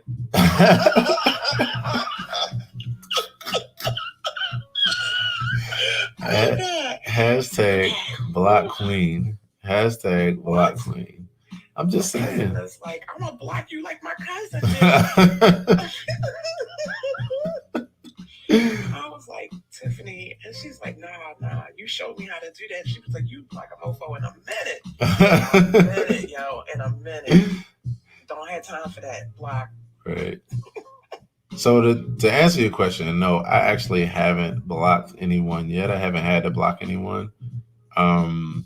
I do like the fact that if you do block someone, that they don't tell them, so that way you can still go on about your business. Because I'm gonna tell you something, and one of the biggest topics of conversation on this app, especially within the questions or within like the founders, is this topic of trust and safety, right? And I really think about this from day to day, because so one scenario came up in my mind, and I just already started thinking, like, how do we deal with these things? Okay, so this is an open app. Anybody who wants to can follow you. Right. And I was like, what happens, if you have a situation of bullying? What happens if you have a situation of someone who is just in an audience, somebody who's speaking on the stage, and someone who has been harassing them in some other kind of way, and they don't know they're in the audience, and they use these kind of things. And so I guess you could say my mind, as excited as I am about this app, I'm also grateful that they're thinking about trust and safety, because of course this app does open up another level of vulnerability. Yeah. Yeah, I only had to block one person, and it is what it is. Yeah. Was for the trust and safety aspect. Gotcha. Yeah. So have you had to block anybody? T, have you had to block anybody? Has anybody else had to block anybody?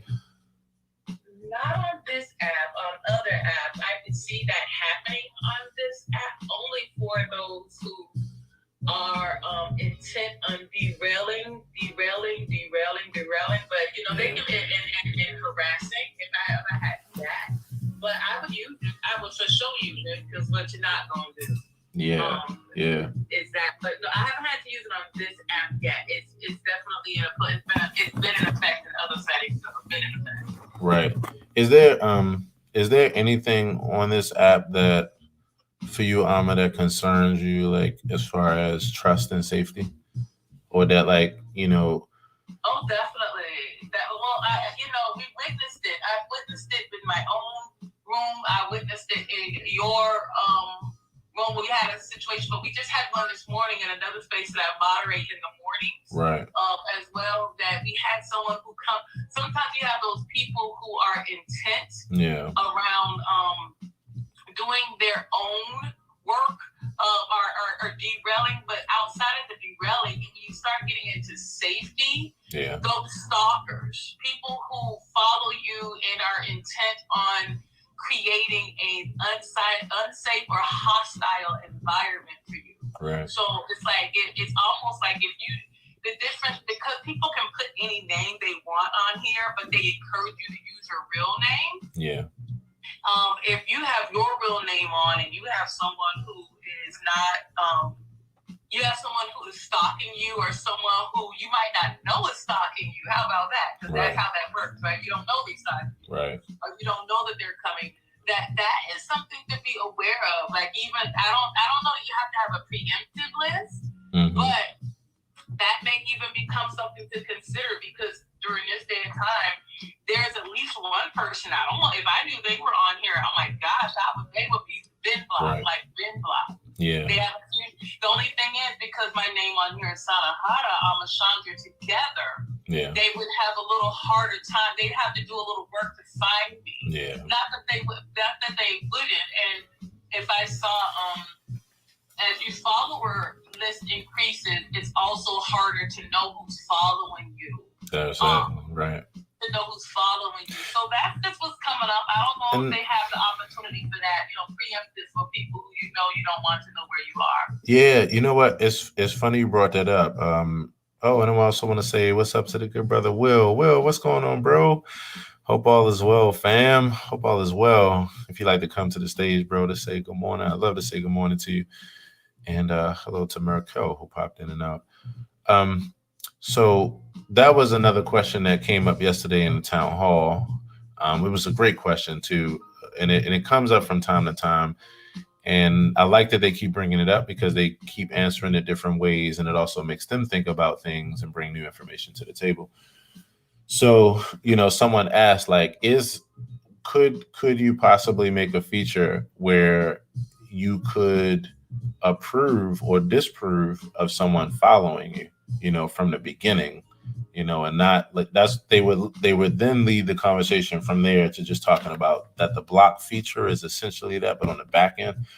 But the person was asking, like, on the front end, and I love conversations like that, and they do too, because it when you're thinking about morals, principles, and values, having these kind of conversations allows you to get down into the crevices, into the nitty gritty, into the nuts and bolts, so that you could make a decision based on, like, the purity of the principles of, like, positivity and respect and privacy and trust and safety and these kind of things.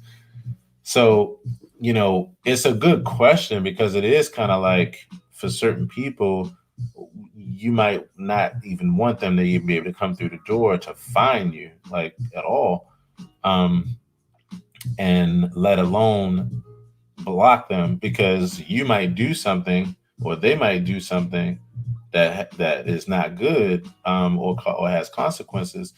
And if you were able to stop that beforehand, even that connection, then you might have been. It's almost like what I was saying about what I was arguing with Sherry about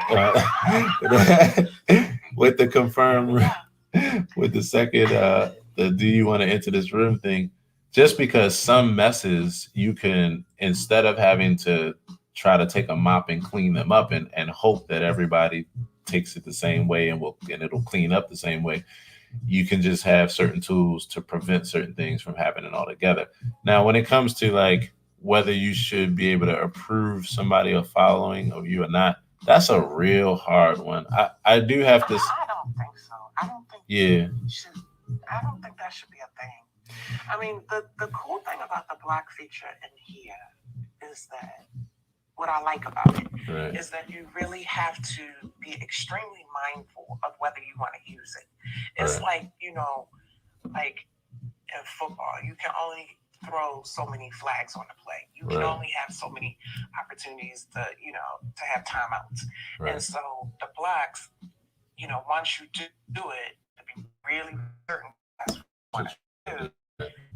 And you can only do so many before you draw a red flag with Clubhouse, where they're checking you to be like, why are you blocking so many people? Right. So, yeah. And there's like only one person, like I said, that I really felt like it was very much necessary for me to block them. And I wouldn't have done it otherwise, because I don't, like, if you just showing up in the room, I just ignore your ass. But, if there could be some other problems, then, I needed to block them. For sure. I definitely feel you on that. I definitely feel you. Did blocking them, shut everything down and solve everything there? No, I mean, again, like the cool thing you said about blocking people is that they don't know they've been blocked, because I don't want to interfere with their life any more than I want them interfering with mine. So, I saw when they came into the app, and I was just like, oh, and they're blocked in other apps that I have as well. Right. So I was just like, okay, we just gotta be consistent across the board. Yeah, for sure. So it did solve the problem. It made it not be a problem. I love it. Right. I love that. That's what I was talking about, like, if being able to preempt it, like, if because of the other thing. But the one thing that came up around safety, and I'll leave this alone, was just or not leave it alone, but the one thing I want to just contribute is the idea that crazy gonna be crazy. Crazy gonna be. Right. And if it's crazy, it's just gonna be, and it's gonna do. And crazy doesn't think like we do. Like, didn't you get the message? Like, no. Right. It has a different operating system. Mm-hmm. So that's the one thing where I think that, we can only do what we can do, and then let it happen and unfold. If they gonna, so that's what's coming up for me, just to remember that. So the block, whatever that looks like, in terms of using it, it just has to simply be used. I think that, that's a good concession. We might not be able to take care of all your things and keep you perfectly safe and in a bubble. Like, no one can come and touch. No, you may not be able to do that, but you can block. But if they're crazy, you got to know they're going to be crazy, and they'll find a way. Crazy finds a way. That's what it does. So you have to protect yourself in multiple ways. I definitely agree with you on that. I do think that I do definitely think that the freedom to follow, I think the pros outweigh the cons. I like the fact that they're thinking so much about continuing at every turn of the game to keep us safe, to keep our information safe. I'm gonna tell you another thing I like too, and this is kind of going in a little bit of a different direction, but still pertaining to it. So the questions keep coming up about brands, like, should brands be able to? And I'm glad that the answer is no. I'm glad that this app is driven towards individual people representing themselves and not brands, because that just changes everything. And you have a way to be a brand here, and that's by having a club. And yeah, so what's interesting about that, I agree, but what's interesting, you just set it up a few minutes ago. Somebody was it Foot Action? Was it sponsoring somebody? Well, Foot Action is a brand. As a matter of fact, they were direct competitors to my last employer. So how does that work? Well, they weren't here. They didn't do anything here. They were saying, just in general, Foot Action as a company recognized Bomani because of all the work that he's doing here. Just and from a cultural perspective, how he's impacting culture in a great way right now. Okay, so that being said, what I know for sure is that the fact that they mentioned the name Foot Action now creates a competitive retail environment. Because sure does. That was my job. Right. So if Foot Action was sponsoring Bomani, then my job was to find somebody that I would sponsor that was ideally equivalent or a bigger name than Bomani, so that our name was associated with them too. So that already opened the door. Yeah. I definitely feel you on that. I mean, I was happy about it, just because I don't know where they like where they recognized him as a creator. But yeah, I definitely understand what you're saying. Yeah, I mean, it's cool. I really do. I'm with you. I'm glad they recognized them, but I think they're walking a very thin line with how they engage with brands. With how who engages with brands? I'm sorry. I was saying how Clubhouse is engaging with brands. But Amma, what were you saying? Well, I actually see it from the side based on what the conversation on there. I agree with you, Sherry, around this thin line because of when I listened on that part of the town hall, they were speaking specifically around the movie, the release of the Billie Holiday versus the U.S., right. The global jam session, like all this stuff, and you can't really control what a person on the club on the app says. Like people on the app will say things, and so I think it was a woman, one of the people who was there who's helping promote this global jam session that they're doing, who was talking about foot action. I don't think that it was necessarily the app developers who were talking about it, right? But it did come up on the main screen, on the main stage. So I don't see that they talked about right. it, but she did. And you can't really control, like I said, like anyone talking about whatever brand. Like my favorite, right. Is this. But it is, I think it is a thin line, and it has to be considered, especially in the format of these larger spaces. Even like when they brought Elon Musk on, it was the individual, but everybody knows Tesla. Everybody knows Elon is everything. So it's going to be an interesting journey around how what happens when people start jockeying the support, because they said that they actually sponsored his speakeasy room. The speakeasy concept and the after party that they did on Clubhouse for the Billie Holiday room. So they sponsored after, but I don't know what that means, sponsor, as much as it means they gave him money. I don't know how you sponsor on Clubhouse.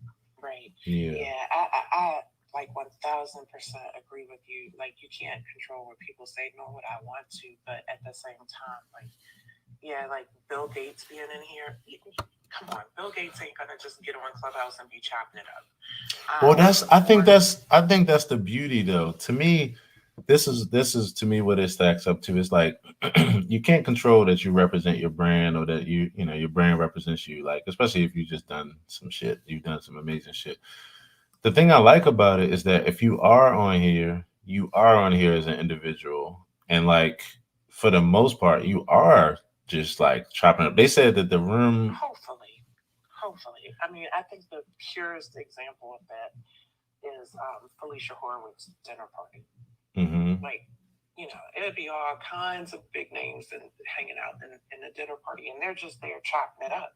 Like the first day I was in there, it was so cool to just be in there with like Gayle King and Ambassador Andrew Young, and they're just in there like chit chatting with everybody. So this is so dope. Yeah, and whether they're chit chatting or whether they're talking about the biggest next computer, my deal is like you at least are yourself, and you can't have a profile that's a brand, because then that goes crazy, because then you have a brand that's a profile, and that's all they're going to be doing is just spamming and just doing it. So I like the fact that, like myself, I mean, I'm here every day representing my brand. We all are here. In fact, that's the greatest part about this, that you get an individual and not a brand. And so to me, it just means like, I mean, you get the free opportunity, even as a purist, to like be your pure self, which is that you represent your thoughts and then also your brand too. One other thing too about what we were just talking about with Bomani, to even give more context, the Clubhouse creators didn't even mention it. It was Noel Chestnut Whitmore who was, because they were all honoring them for their achievements and how they've been recognized.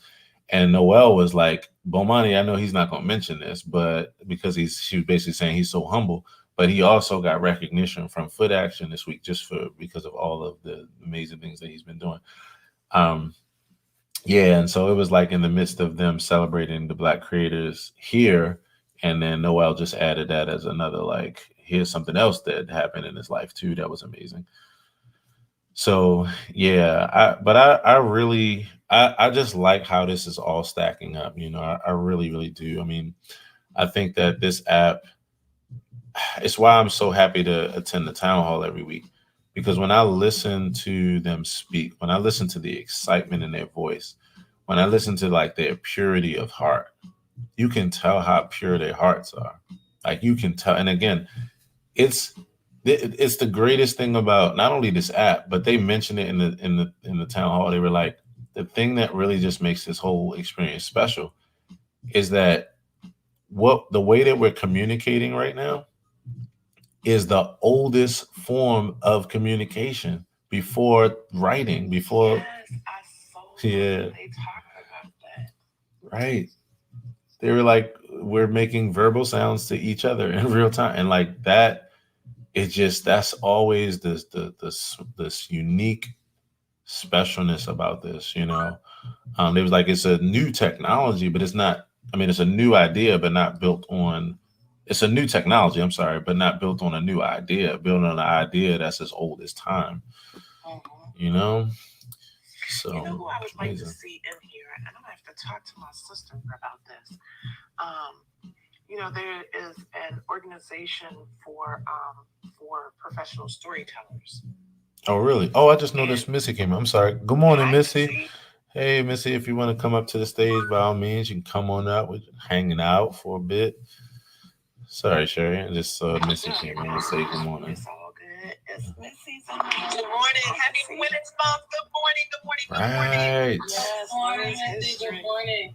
Yes, Right. It is Women's History Month. In fact, I'm glad you mentioned that too, because I had been remembering it up to this experience. And it slipped my mind during this. I'm glad you did, so that way we could highlight it even before we get out of here. Sherry, finish what you were saying. We're gonna keep it I going. was just more or less saying that, like, when they were speaking about that, I was very happy to hear how they were speaking of it, and it just goes back to what you and I were saying about the what was it? The play yesterday. Dream Girls. Dream Girls, yeah, and just the whole, the way it draws you in with just listening to the play and forcing you to use your imagination. I think it's taking us back to a very ethereal place in life. Like, technology has become such a big thing where just having an audio app where you are forced to listen. That's my deal. My granddad used to tell me you got 2 ears and 1 mouth for a reason. Yeah. So, Clubhouse allows us to learn to listen. Yeah. You just mentioned something else that goes back to this Dream Girls experience again yesterday. And again, if you all didn't get a chance to catch it, it was absolutely wow. It was amazing. Like kudos to the whole crew. So even if you think about radio, right? If you think about an audio production, Sherry, like this, knowing the industries, right? The only way you could really do a high quality audio production was to come together to record it at some studio, overlap it, do all those kind of things. Who would think that we would be at a day where people could be at home with their own microphones doing a stage production, like literally from where they are in their own homes, and like it's amazing. Mind blowing. To me, that's also one of the beautiful things that have come out of this very ugly pandemic, right? The beauty in the pandemic is like the way that it's created ways of communication. As much Zoom fatigue as there may be, the really great thing is people are finding ways to connect with family members and elders. Like my mother got an iPhone just so she could, FaceTime with me and my daughter. Right. That wouldn't have happened before. Right. So, like this audio app and the fact that people are able to connect and have full-blown productions with other artists and speakers and thought leaders from around the world, right, and connect at so many, as you always say, the 6 degree of separation eliminator. Right. If this wouldn't have probably been as great as it is right now had it happened outside of the pandemic, I believe. And I'm just taking a chance with that. But I think the pandemic has has allowed us to have more connectivity, particularly through this app. I agree. What were you going to say? I totally agree with that. I would agree, especially around the connectivity. I remember the connectivity and the need. Like, it's a deeper need for connection now because of just the inability to get it by just general being around. You could just go somewhere, even if you're by yourself, you can just feel like you're with people, and that can be enough.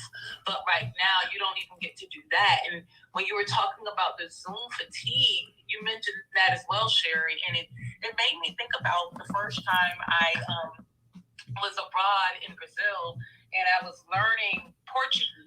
I'd been there at that point. It had been a month or so in, and I was just over Portuguese. I was like, look, can I find someone who speaks English? Because I was having brain fatigue of just constantly translating. But because of this immersion experience, by the time I left, I am able to speak fluently because my capacity increased. Right. So I think that there's a capacity increase around our ability to interact in these kind of digital places. I think that this way of talking is easier than the computer screen. Zoom fatigue is also like the screen and sitting still. Right, sitting still, right. But if you are just able to, as you say, move about your day and keep hearing and hearing, it's increasing our capacity to interact. So I'm curious about who we're going to be as a society as we move into, year 2 of this whole experience, because we're coming up on the anniversary of the shutdown. That's going to be a whole other thing. But that's what I wanted to share. That is true. Well, good people, I have to dip for a meeting, and then I'm going to jump back in. Yes. But I've enjoyed this conversation. And before I leave, I'm going to say hi to Missy again. And Meyer dropped a new single today. Whoop, whoop. Hey, thank you, Sherry. I'm excited about that. So, anyway, congratulations, Meyer. And I'm going to jump back in and talk to you guys later. Okay, Sherry, one more thing right before you go. So, this Women's History Month, I think if we are able to, it would be cool. Do you think we could continue on? What you're about to say. Yeah. Almost out the door. Yeah. Not that you got to do it now. I'm just saying, I'm just saying, is this a daily thing or a weekly thing? This a would daily be thing like we did for Black History Month. Yes. Now let me tell you why. And I've been meaning to tell you. Don't tell me why, because my meeting is starting right now. All right, cool. I'll tell you. Right. I'll tell you why in a little bit. All right. Bye. Okay. See y'all. Bye. OMG. Let's say good morning to Missy. Missy. Oh, she said be right back. I just PTR right when the be right back came up. Brother Meyer, good morning, bro. Morning, Aaron. Morning, everybody. Yes, sir. What's up, Meyer? What's going on, bro? What is happening? It's a good morning for me. Sherry already broke the news. I got a new single out. Yes. Yes. Mega excited about that. I had a little extra trick up my sleeve for this one. I did like a lo-fi remix for nice. It's like the way I released it is like single radio edit instrumental lo-fi remix. So kind of like the old digital 45s and shit. Oh, that's so dope. That's so dope. Right? Gives it that like professionalism. Yes. But yeah, I'm just stoked. I'm like, people are responding to it, posting it around, and yeah, I'm just happy to be back on the morning show too. I missed it on Friday, and then I was like looking for shit all weekend, and I'm just like, so this is good. Yes, I need sir. No doubt, man. Well, I'm definitely celebrating this new single, man, and another one dropping the monthly joint. Appreciate you. Yeah, man. Let's see, I'm going to your IG now. Is this, let's see, who's excited for midnight? Is that, I got it right here. That's the one. Can you shoot this to me? Yeah, for sure, bro. I'll send you the multi link. Perfect. Got all the stuffs. Who do you use for distribution? Do you use DistroKid? Or are you a TuneCore guy? Oh man, we could go into a whole conversation with this. I mean, who do you personally use? Yeah, I used to use DistroKid. Yeah. Now I use SongTrader. SongTrader? Okay. Yeah, but I'm looking at Symphonic because I think they might be the move. Okay. What? Why? And now I have a DistroKid account. I've never heard of the other one that you're on now, or the one that you just mentioned. Yeah, I did some digging. And I had, and I've been with TuneCore. I've had a TuneCore account. I have like hundreds of albums through TuneCore that stem back to like 2008. So I've pretty much been a TuneCore guy. I had Nimbit as well, which I'm sad as hell that they went out of business, because they had before DistroKid and some of these other ones, they had like a $99 a year subscription for as much music as you could put out. And it was really good until like the cheaper ones came along. But anywho, I had TuneCore and Nimbit, and then recently DistroKid. Those are the only ones I'm familiar with. So yeah, those are like those are the big players, and definitely like TuneCore used to be the shit. Right. I don't like the pricing now. It's like it's too high $60 a year for a song. Like, it's too high. I don't make that on music. Right. Sorry. They're a great company, but yeah, they definitely now can't hang with the other people that have the subscription plans. Right? Yeah, they've been undercut. Yeah. And then DistroKid's dope, but like, I don't know. I don't like this is weird, but they're kind of dicks on Twitter, and I don't really fuck with their like energy as a company. Like, they're a little arrogant. Got you. Okay. They dropped the ball a couple times, so it's like you can't be arrogant and fuck up at the same time. Right. Got you. They're still like the most solid option, I would say. The SongTrader thing that I'm doing is like an experiment.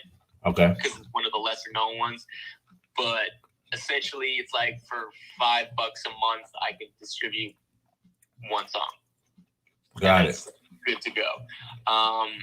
And like or one EP rather. So okay. And then if I want to do more, I think it's like $10 a month. It's super cheap. Mm-hmm. It's a little on the janky side. Okay. So like I'm still waiting on some stats from Tidal, and I'm still waiting on some stats from other people, and also their email team leaves a lot to be desired. They're kind of like robotic. It boils down to the interpersonal shit a lot, which leads me to the last thing, which was, I don't know if you ever used CD Baby, but I have before in the past. Yeah, they're dope. They're the OGs, and they still have a phone line. So right. You know, TuneCore. TuneCore has been good for that too.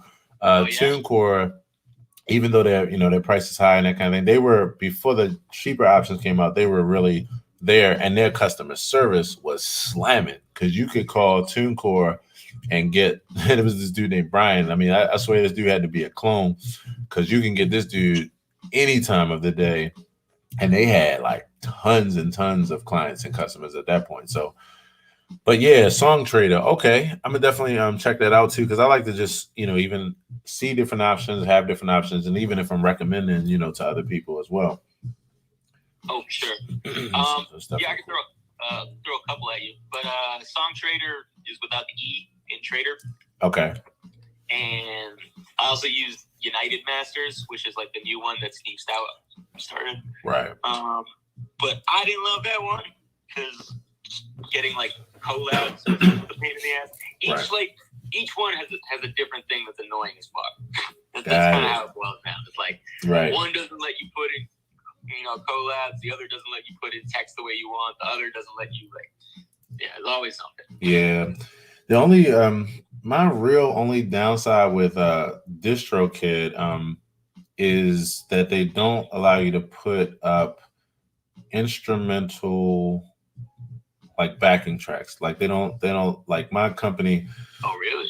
Yeah, you can't put up like backing tracks or performance tracks, accompaniment tracks. You can't put those up. And then you also can't put up something that is spoken word or like a guided meditation or something like that. So that kind of, I know. And I still can't for the life of me think what the reason would be for that. No, that's done. You need to get on SongTrader, man. Well, Yeah. hit me up. I'll get you the link into it. You should. It's tough. Sweet, man. I definitely look forward to that. But yeah, man. So this is cool, man. Congrats on the new joint, the new baby each month, and Thank you, sir. yeah, man. I'm definitely looking forward to digging into that. How's everything else been going, man? How was your weekend? The weekend was pretty solid. It was my girlfriend's brother's birthday. We celebrated that. Yeah, man, it was pretty low key, uneventful. I finished some factor paperwork, which is like a grant application. Okay. So that was like a meltdown in itself. That was fun. I get it, bro. Yeah, man. It's like a music audit. So that was fun. Okay. Fucking worse. And otherwise, yeah, just chilling out, watching zombies, smoking weed. That's what's up, bro. Wake and bake life. No doubt, bro. Well, one thing I want to make sure I mention to you all again, this is something I'm going to just be mentioning from time to time as far as these Clubhouse updates, is that as of tomorrow, they have you will have in-app club creation tools. So you'll be able to create your club as of tomorrow right inside your profile, and you won't have to wait on it to be approved. For all those that are waiting on approvals, that's exciting. Right? I know you're excited about that. Super exciting. Yes, for sure. So yeah, I'm excited about that. When I sent in my club, when I first got into this app, and I started this accountability concept, I was like, I'm gonna name my club the Clubhouse Accountability Academy. So I put in for that. Man, now like it was mid-December when I put in. So I didn't hear anything. Then I put it again, didn't hear anything, put it again. I put it in at least like 4 or 5 times. And there were people that were coming in the app that were there much less time than I did, pop up and immediately have a club. I was like, man, what is going on here? But, you know, I was like, it doesn't bother me like that. I mean, the fact that I can host rooms in the way that I am able to is the greatest thing. So I'm good to go. But I definitely was like, yeah, they should have like an in-app club creation tool. Because to me, I kind of see it like if I were to compare it to Facebook, I feel like it's similar to creating a group on Facebook. I mean, you just have the ability to just create a group, and if your group is reported for some things, that's not good, then that's how you keep the bad or negative groups out. But you should be able to just create a group. So like here, you should be able to just create a club. So they wanted that too. So they were excited about the unveiling of that. And then the next important thing in the product updates is, I think it's going to be by Friday, because they're going to release 2 product updates this week. By Friday, you should have your link to profile as well. You'll be able to have a link to your profile, which for all of us that's trying to get other people that are a part of our tribe in other places here in this space, OM freaking I have a email list of 10,000, and I've got a list, a subscriber base on one YouTube channel of 80,000, and I have a decent sized audience. And so this link directly to profile, which will allow people to come straight there, is going to be really, really good. The next thing I'm looking forward to is if like they have the ability to, when they link to your profile, to immediately like see your calendar of events. If they could see your calendar, that would be great. Because again, what that would allow us as creators to do is for people to come into this app and then immediately not only connect directly with us, but know what we have going on right away. So the thing, like I said, I can say most is that the developers, they are uber excited about these kind of things, and they're just excited to release them as we are to get them. So yeah, another thing I'm really excited about is tonight I'm going to be auditioning for this company called Live Sessions that's based in the UK. They sent me a message to be a part of this audition for, they're looking for clients so that they can be a booking agent for. So yeah, that's pretty exciting. I'll be doing that tonight. And other than that, as always, y'all know I'm excited about my app and this idea. Oh, yesterday, if you were not here for 5M, OMG. There was like so many people in this room from the Far East, from the Middle East. Like it was pretty amazing.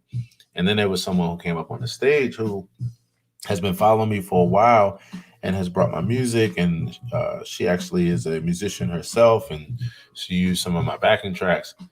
And the way that she spoke about the room to the audience was mind blowing. So I basically got an investor yesterday into my whole concept. So I'm just excited about all the things that's happening. Yes, thank you so much. And so we chopped it up about some good things. And morning, Coco. Good morning. Good morning. How the hell are you? Good morning. I'm good. You? I'm good. I am good. Hi, Meyer. What's going on? Hey, Coco. How you doing? That just sounds so wonderful. Right. That was it. Right. It was in harmony. There was harmony. It was harmony. I'm doing better now that I'm in the company of my fam. You know it. You know, like they say, you already. Already. What? OMG, you have been celebrating your birthday all weekend. That's right. You know and I am headed home today. I'm headed home today for like my last few hours at the hotel. Yeah. And I'm just like hanging on. Like, okay, I don't have to check out till 12, so I'm gonna leave here at 11:57:08. Right. Yes. I know how that is too. Especially if you're in a nice hotel or a nice getaway, you squeeze that juice out of all of that fruit. Like I'm gonna squeeze every ounce of this out. Damn it. I'm not even hungry, but they give you free breakfast. I'm like, I'm still gonna order the free breakfast. I know I'm so full. Right. But I'll lick some of it. You know what I mean? Right. Smell it. Right. Now some people. Now, are you the person who gets the absolute most out of your hotel experience? And when I say the most, I mean every single thing you can, including every single bottle of shampoo and every single bar of soap. Some people, when they leave out of a hotel, it's like they're on a shopping spree. We take, and I ain't mad at nobody. I just find it, it's fun and funny. Yeah, take the cups wrapped in plastic. Right. See if the coffee maker can fit in your bag, Right. You can have a pillow and a couple of towels. I used to have a homeboy that had this big ass trash bag of like all the lotion. Like he has so much variety. I was like, have you been to every hotel in the world, nigga? Like, what the fuck? Like, oh my God.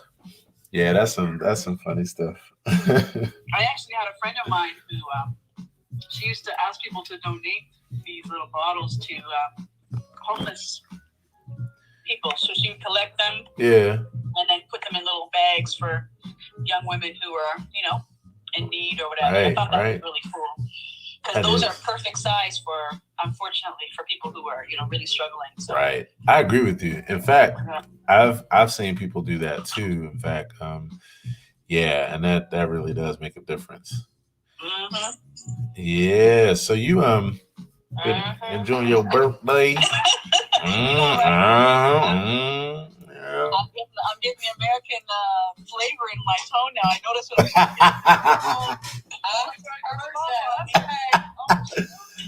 I'm yeah, that is funny because that's a whole thing. Like, you have a whole conversation just with that.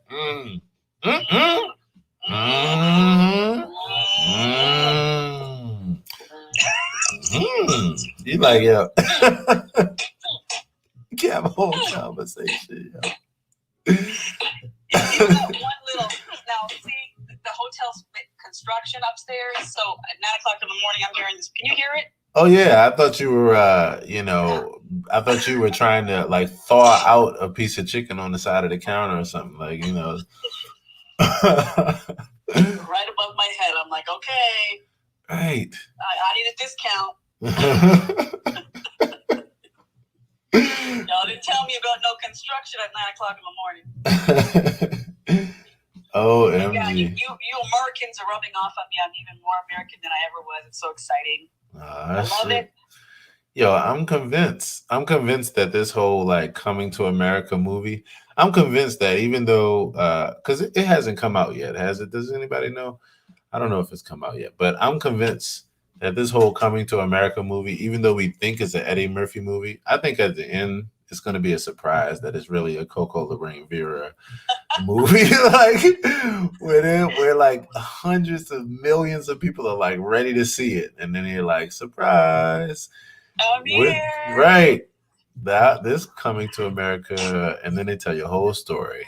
There was once a girl who lived in Canada and never fit in, who was a purple squirrel. We decided to take this movie and make it about her. Like, like I'm telling you, because, and look, I'm like being silly, but I'm also like on the other side, on a whole other flip side, I'm also wondering, like, when this Coming to America movie comes out, I'm kind of like, I don't know if I'm more scared or more excited, because like certain movies, it's like if you don't have a way of like taking it to another level, or if it just doesn't, if it flops, like if it doesn't, it's almost like, ouch, you should have left it alone, like kind of vibe, you know. But I think that people are going to be just very forgiving and loving of Eddie Murphy and his journey. At least I hope, anyway. Me too. I saw the previews, like the longer preview. Yeah.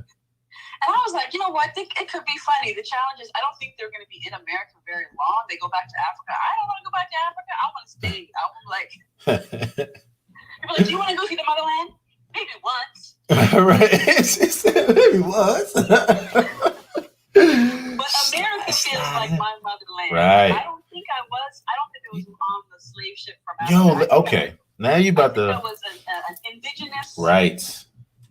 Right. All the Americas. My family has been in America since before the earth split up into parts. Right. Okay. Separated us. Like, I think that's where I just can't understand how whenever I come there, right, and I stand on the ground, on the soil. Yes. I feel at home. Yes. Yes. I feel home. Oh my God. And I don't know how to get away from that, except to say that we were I was a part of the indigenous. You know, I'm losing my mind over here. And here's why. The other day I told you that there was a video I wanted to send you. And then I was like, but nah. I was like, I don't know if I want to send it to you, because I just was like, I don't know if it's going to be your cup of tea. But you just completely flipped that around for me. The video, I'm going to send it to you, and I think it's worth your while checking it out. It is literally exactly this, to the point where it talks about the concept of Black and the concept of like, man, there was even one point in the movie where there was one guy who was challenging, he found information that was challenging the whole slave trade thing. Like, I mean, as far as the traveling across, he was like, man, all you got to do is look at the weather patterns. He was like, it's not even possible for this, and this. And so what everything was pointing to was this truth that the natives are the natives of America, the native, as we, by the names, the Native Indians, the native, but as far as us being that, and more of us being from that and not from Africa. And I've been hearing this for years. They sent us to the Caribbean islands from America, right? Not from Africa to the Caribbean islands. Right. It's a cover-up, because I'm thinking to myself, why are these white folks, or these colonialists? Because I don't think everybody's white. Right. Meyer's not, he's Jewish, whatever. I don't know, like I half white presenting. Yeah, but I think white is a mindset. Oh, it's a not construct. Color of skin. Yep, it's a construct. Oh yeah. He's sitting right, so white presenting, but we get in that heart. We need folk like that. He can come and put that set by the door. Right. That's right. That's right. Not everybody's white. That's white. So There you go. I forget what I was gonna say though, but Coming to the Caribbeans, them sending us to the islands. yeah, I believe that we were indigenous. We were here, and how they said they massacred all this. They killed all the Indians, which I believe is a lie. You didn't kill us. You enslaved us. Right. Yes. We didn't all die from smallpox. Right. You enslaved us, and you sent us to England, and you sent us to the Caribbean, and Yes. you sent us to Africa to be slaves too, and you sent us to, and so it's a big cover up. And then I heard that they took certain individuals of a white background, I don't know what they were, they decided to name themselves indigenous. Yes. And they took over the identity of indigenous people, and now they have all the rights that we were supposed to have. Maybe it's because they, I don't know, and so there's this big ass cover up, because I was like, why would these people continue to produce and put money behind these movies that depict Black people coming from Africa? Yep. Why would they want to invest in that kind of movie and these horror movies? And it's because they are trying to continue this farce. Yes. That we're not native to this land. Right. Because if we're native, then we own it and we take it God back. damn. But I have to like interject here a little bit from the perspective of both and, right? Both and, yes. Exactly. And I'm going to say both and because as the one person did their research, the research doesn't show that it was across here. The current flows from the coast of Africa through South America. Right. Because the connections that I've had in South America, where they, specifically, when I say South America, I'm talking Salvador Bahia, Brazil specifically. Yeah. So I'm using that to say that I try to be mindful of some of the newer things that are coming up, the ADOS movement, ADOS, that's a whole other thing. The folks who are, are disavowing and are ready to shut down the opportunity that we came across there. It's like there's just too much history that says that there's more than anything, there's both and the historical reference.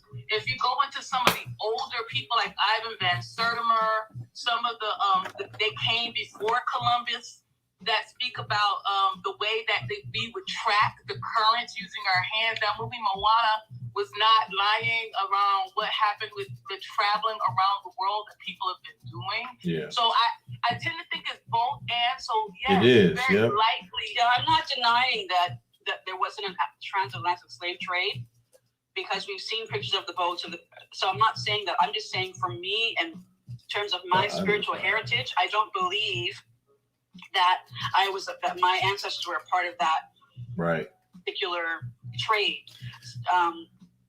I think that my children's father was, right? And so because I recognize some of the traits in him and I very African. Yeah. Whereas on my mother's side of the family, I don't see African traits, and it's an energy thing for me. So yes, I believe I think it was both and. Thank you for saying that, Alma. I believe it's both and. But however, there's a lot. I've met a lot of people who are like, oh, I just want to go home. I want to go back to Africa. I want to go back to the motherland. And I don't have that desire. And I was always wondering, well, why is it that I don't feel called? As if when I see that place, how come it doesn't feel like home to me? Yeah. How come America feels like home? And so, yeah, I just believe that. You're right. It's both ends. That's what I love about this. Thanks. So that's what I love about this. In fact, if I could throw this in here, it's beautiful because it's exactly that, right? It's both them, right? All these things happen. It's interesting. So you look at the start of humanity in general, and then we point more towards, well, in most theories in Africa, as far as the beginning of human life. But then, and so that's what makes this all come together, because to me, the thing that I was always fed from my childhood, whether it was from the Blacks and Wax Museum here, which always was I appreciated that place, but it was always terrifying to me to see that, the slave boat. And then, of course, in school. So all I ever learned was that you know, our people weren't from here, and that was all I learned was that one side of the story. And that's what hit me like a ton of bricks, even as I watched this video the other day that I wasn't even going to play, because at first I was like, you know, how you come across certain stuff and it's like, you know, it's just more, you're just like, okay, I don't feel like going down this hole. But I watched this one and I was like, this is on point right here. And I was like, this is the side that I wasn't told as much about the natives to the Americans, you know, the natives that were there and us being connected there. A lot of us. It's funny you say what you say, Coco, especially because of your features. Like, you know, your features and seeing the Indian like in you, like it's Yeah, deep. in my hair. And it's interesting. My mother. Have you guys ever been to Niagara Falls or a place where they sell these tiny little dolls? I have not. These little Indian or Aboriginal indigenous dollies. Okay. And so I've seen them in Niagara Falls, and the way that they create them, the skin tone on these dolls is dark chocolate. Yeah. Right? And then the hair is jet black and straight and thick. Mm. And my mother looks just like those dolls. She looks like she has the exact. It's as if somebody took my mother's face and put it on these dolls. But they're made by the indigenous people who don't even have a skin tone close to that color. And I was always wondering, why are these dolls depicted with such a dark skin tone? Right. And it had these, you know, and it had the same moccasins and long braided hair all the way down with bangs and everything. That's my mom, right? Right. What is that? Right. So then I'm thinking somebody's lying somewhere, because, you know, I'll send you a picture of that doll. Yeah. Have you ever seen one of those dolls? I have seen them. I have seen them, and what's interesting about the whole thing with the dolls and with this representation is when you look at there's a lot of stuff I've been studying because of sociology. Y'all, so I have a degree in psychology, but I also, you know, work in sociology and the rhythms of human societies. Mm-hmm. And so what I have found, which is the most interesting thing in the world to me, when I started doing work with the Lakota, with the native the indigenous folks here in America, I felt completely at home in their circles. But let me tell you this. Then I started learning about South Africa. These South Africans, same thing, same bead, same feather, same will. The will has been a part, same thing in Central America. Same feather, same bead, same color, same connection to nature. It is the indigenous folk. Same thing when I was listening to the Bantu in Central Africa. The will, the color, the beats, the connection to nature, similar. I think that we received a lot of our teaching through people who are controlling the narrative. So I'm just open, but the doll, I just wanted to throw that in. The doll, I've seen the doll. That was my folks. My folks go between, we got white, not blood, and we got Indian. So it's been interesting. I just listen and say I'm me. But because everybody got good hair, and it's because they got Indian in their blood. Right. But that journey, and I'm not saying that in a funny way. I'm just saying like that's part of our thing, but our dismissive way. But definitely the similarities between the traditions. Africa we've known has been West Africa, Ghana, Nigeria, and what has been shown. But there it goes.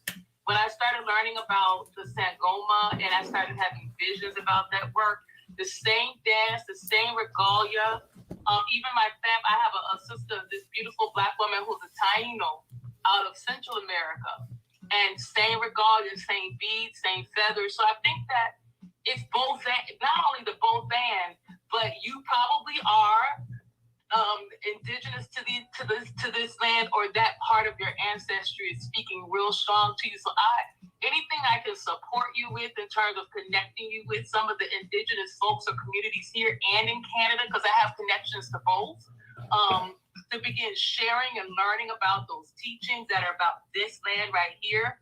I would love to share that with you, Coco. So let me know how I can support you in learning more about, indigenous walk here. If you want that, you can find it on your own. But if that's something I can support you with, I would love to. Love it. Absolutely love it. It's so interesting we're having this Thanks, conversation. It's so interesting we're having this conversation because so the the way that I got this video that I'm talking about is Lester actually sent it to me, right? And so I clicked on it, and I don't even usually click on these kind of videos, but I just decided to watch it. And Lester, for everybody here, Lester's one of my good friends and drummers, and he responded under the video. He was like, "Yeah, I'm from Alabama," but he was like, "I've always known I had like." It was like Chickasaw, I think it was two tribes that he named, and he's always been talking about this. I've never thought about it as much because I was fed more of like I came from like directly from Africa, kind of, and just that side of the story. So this is exciting because even this conversation, and I had no idea. Again, this serendipity plus intention, for Coco, for you to mention what you just mentioned and for me to see that video, now it makes me want to continue walking down that path. I almost feel, and this is going far out on a limb, but Coco, I always say to you that like you're an American girl in a Canada world, right? Like for some reason, something tells me you're going to trace back your heritage to the Americans. Well, we did. So my Earl Cromwell, which was the black loyalist who fought for the British, that was in the Book of Negroes, he was originally from Louisiana, according to my mother's DNA. Right. So, which I think it was, where was it? It was New Orleans. New Orleans. New Orleans. New Orleans, right. New Orleans. Right, New Orleans. So that's where on my mother's side, that seems to be where, and then I think he was a slave there, and then he went north and tried to fight for the British, and then took over Canada. So I do know that much. Wow. That makes sense. Yeah. That makes sense. So I'm excited about I can't wait to go to New Orleans and be there. I'm probably gonna cry. Right. Because I'm not sure how long. So I'm not sure how long that family, like where that goes back. Because of course his real name is obviously not Cromwell, the slave name, but obviously. But was he indigenous? And his family, were they indigenous? And who did he escape by himself? Did he bring his wife? Right. Was he married?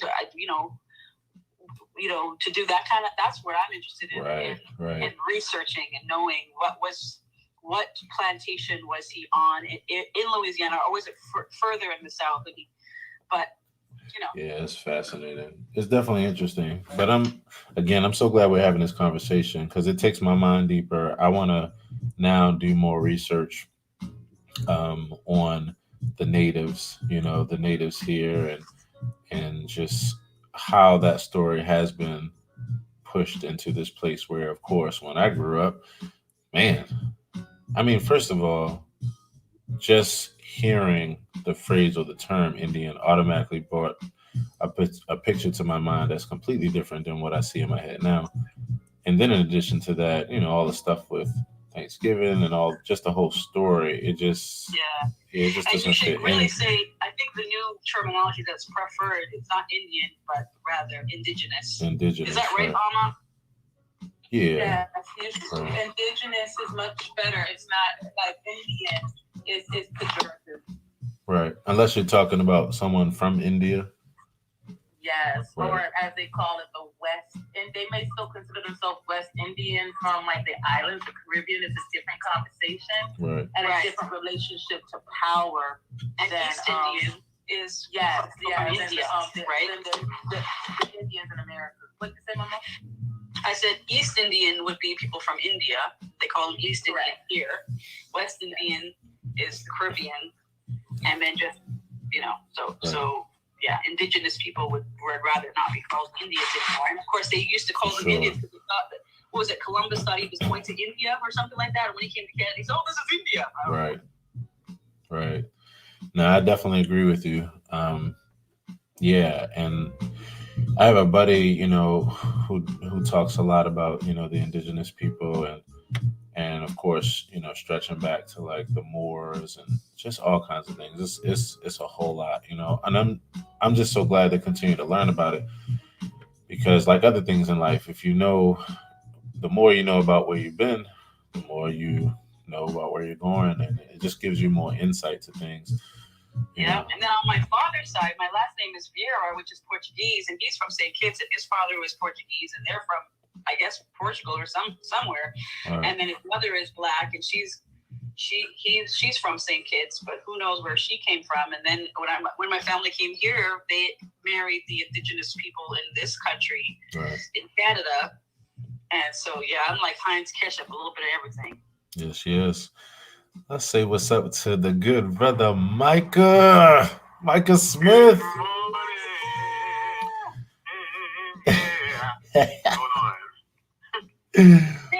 Sing. Micah. Right now. Sing it. Oh my God. Yes. Yes. All of that. Micah.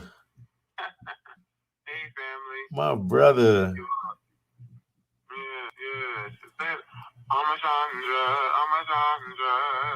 Yes, yeah. Micah. Yes. I got people live in person. So, you know, people in the audience might not understand. You need to go on YouTube and look up whatever the frick your names, fruition, fruition, mission. But see, you know, something has to do with fruit inside of the voiceless boxes of these two folks, and just to watch the way these two harmonize together with this band and shit. Holy crap! Oh yeah. I called today. Yes. I just called to say I love you. I just called to say how much I heard. Oh.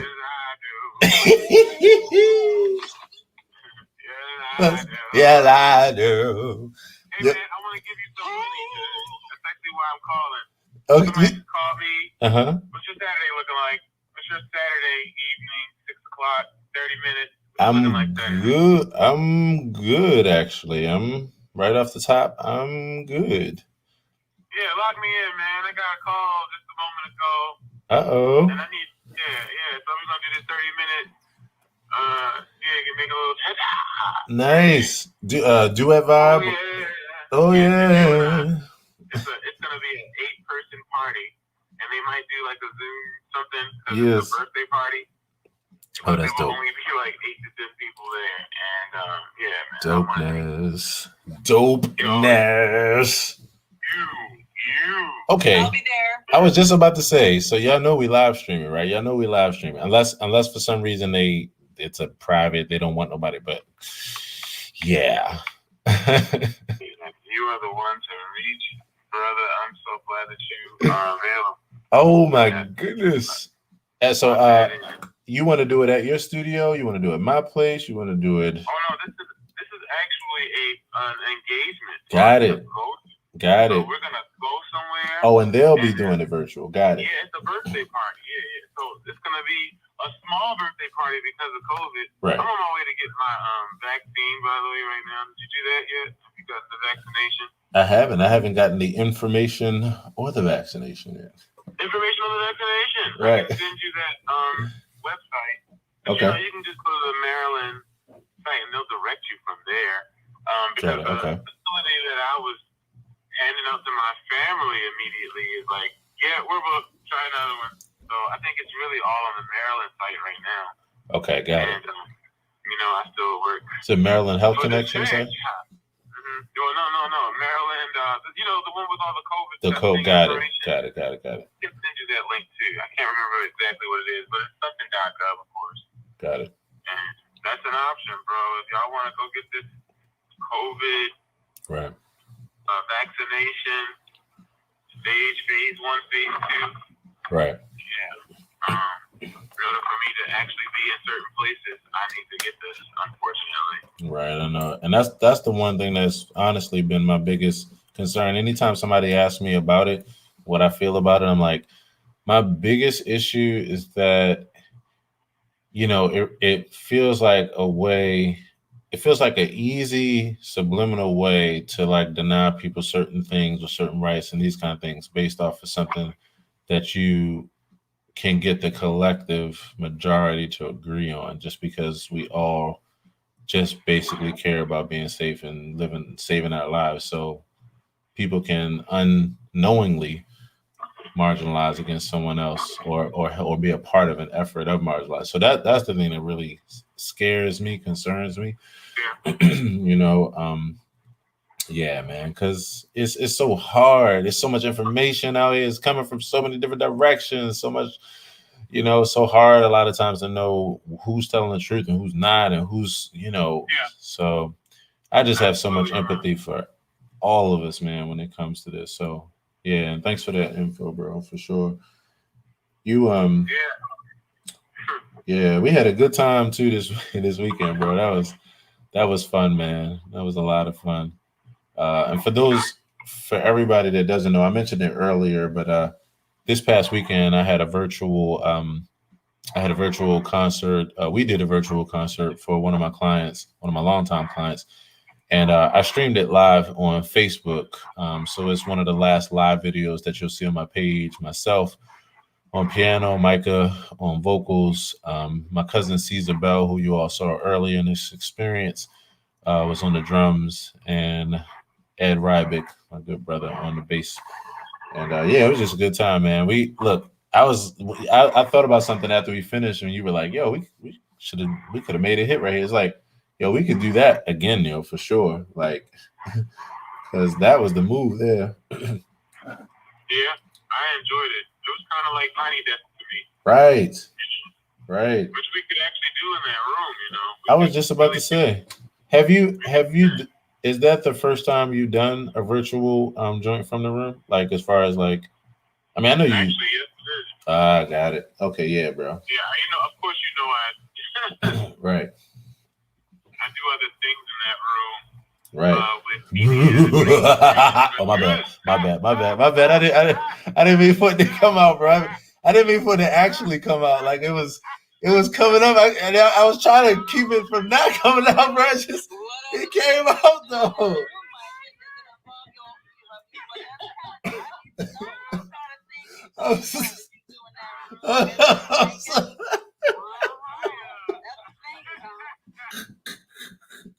I'm sorry, bro.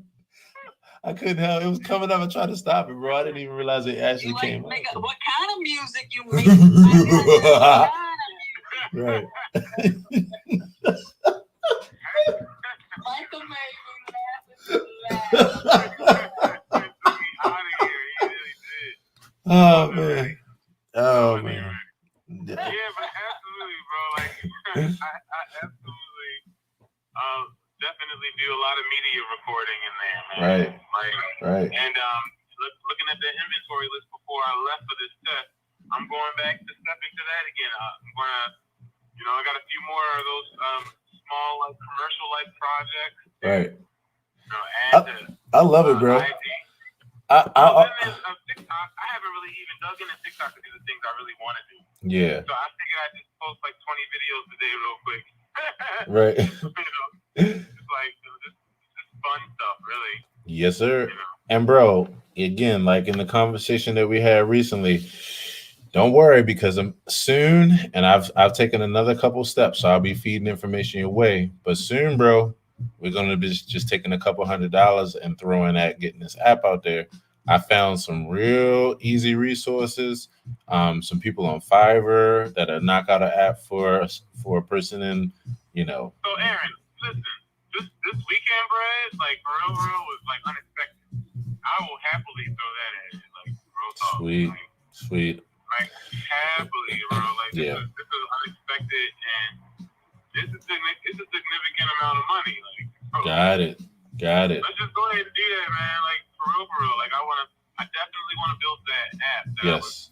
It's been in my heart now, man. Yes. Like, no doubt. I got you. And what I did was, I've been continuing as I always do to just stay out in front to like continue to learn everything so that way I can keep feeding it one block at a time. So yeah, since I talked to you now, I figured out the people that you can find on Fiverr that boom, a couple $100. So it brings everything to life. So that's 100%. I was gonna say I was actually looking into Fiverr a few months ago for a software development. And man, I have to tell you, Fiverr is such a great resource as it is. Right. A lot of people I know go to Fiverr just for what do you call those? What we can do on Canva. Right. Yeah, for graphics and yeah. Like that, and that's really it's come out to be really great. Like they make it look like you're in a movie, or you just came out of, just give them a normal photo, and suddenly, you're in the next Black Panther. That's it. Like seriously, bro, Fiverr is the joint. But so like, I'm ready, man. If you want to do that, we can talk more about that. Sure. No doubt, bro. That's 100% on the money. We're gonna do that because, again, when I had this thought, I see it for everybody, every last person that I know this is going to benefit. So yeah, we're definitely going to move forward on that. But bro, it's so good to catch up with you, fam. Oh my goodness. So good to catch up. And we're about to wrap up this experience in the next 2 minutes. Actually, I'm just going to read a few final thoughts and we're going to be on about our way, family. But what you should be doing, AA Ron, is playing the piano so Amma and Micah can sing for me because it's my birthday. It's your birthday. She done stretched her birthday. Happy birthday? Really? Well, it was my birthday on Thursday, but that's not the point. The point is, I'm celebrating the 10th anniversary of my 37th birthday, and I need Amma and Micah to sing to me. Well, AA Ron played. So, okay. So now I got to figure out what am I going to play and what are they going to sing? I know I put you on the spot. That's not fair, but I apologize. I take it back. You don't have to do that. Goodbye. I'm going to leave now. I'm going to go down to the audience. Oh, my goodness. You're going to move up. Oh, my goodness. OMG. And yet, you've seen it again, peeps. Coco has officially moved herself to the... Oh, my goodness. OMG. So you have permission to celebrate your birthday as long as you need to. Because you can stay... You're going to be 37 forever in my mind. So you will be 37, and there you go. Thank you, Celebrate that birthday. COVID... If you're not celebrating your birthday for a month, at least you tripped because COVID. You right? Whatever. So I love it. Thank you. So okay. So goodbye. Well, wait. Wait a minute. Don't leave yet. Don't leave.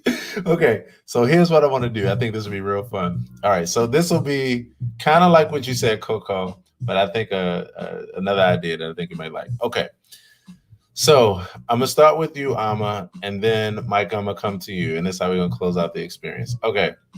So Amma and Micah, here's the thing. What's the first and most inspirational chorus that comes to your mind? Like just something first thing that comes to your mind if you were gonna sing it to a person to not a person, to me. Oh my god, to Coco. Okay, to Coco Lorraine Vera. What's the first? And that's good that she said that too, because that's exactly what I wanted. What's the first thought? Just a chorus that comes to mind. Boom, inspirational thought. Boom.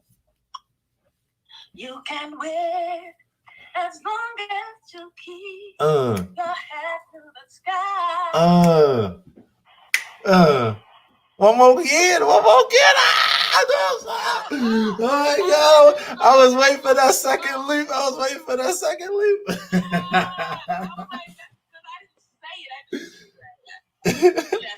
Micah. Do it again. Okay, so she want to do it again. Okay, go ahead. One more. You can wear Uh. as long as you keep your head to the sky. Hey. Woo. Let's get it. Thank you. Be optimistic. Thank you. Micah Smith. We must go. Hey. Let's go and Uh. up your mind. Oh. Yes. Yes. I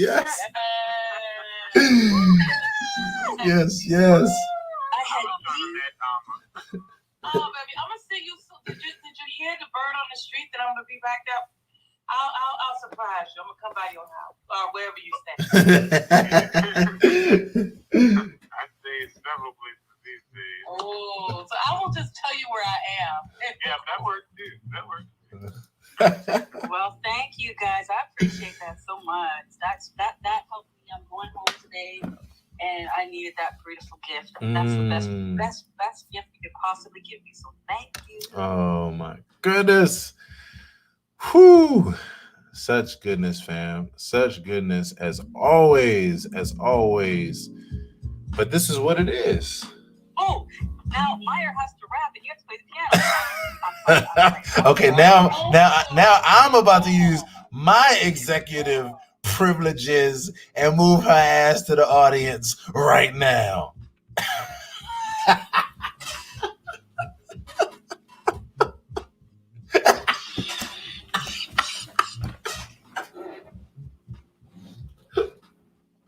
Oh my God. Oh my goodness. Okay, I did forget one thing. In fact, so I'm going to bring Coco back up as well as everybody. I did forget one thing. Group picture, guys. Group picture. If you want to come up to the stage, let's take a group picture. Before we go, I always throw the picture on social media. I celebrate the time that we have today. So by all means, please come up to the stage so we can take a group picture. And if you don't want to, it's all good. You're still going to be in a group too. I just like to huddle in close, you know. I guess the brother was like, you know what? I ain't even supposed to be in here. My job won't catch me. He can't take no damn picture. I'm getting the hell out of here. Dude got out here fast. He was like, picture? What the fuck? Did he say picture? It's crazy. Okay, on 3, everybody, we're gonna open up our microphones on 3, and we're gonna say AP Morning Show. Here we go. 1, 2, 3. AP Morning Show. Let's get it, fam. Oh, that's so beautiful. That's so beautiful. Yes. And so on that tip, everybody, as always, it's so good to hang out and to connect together in this space in the way that we do and the way that we hold space for each other. So as you continue to hold space and go throughout your day, just remember, number 1, you're loved. Number 2, you have a tribe that understands you. And number 3, as always, thank you for making this the place to be. On your morning drive, your morning commute, or whether you're at work or whether your ass is still in the bed, don't matter. Thanks for standing in accountability together. Love you, fam.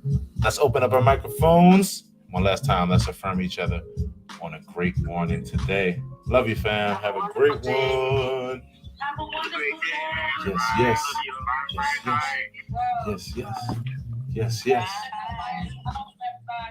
Yes, get that Meyer EP, that Meyer single. Let's get it. Yeah, check that out. It's called Her.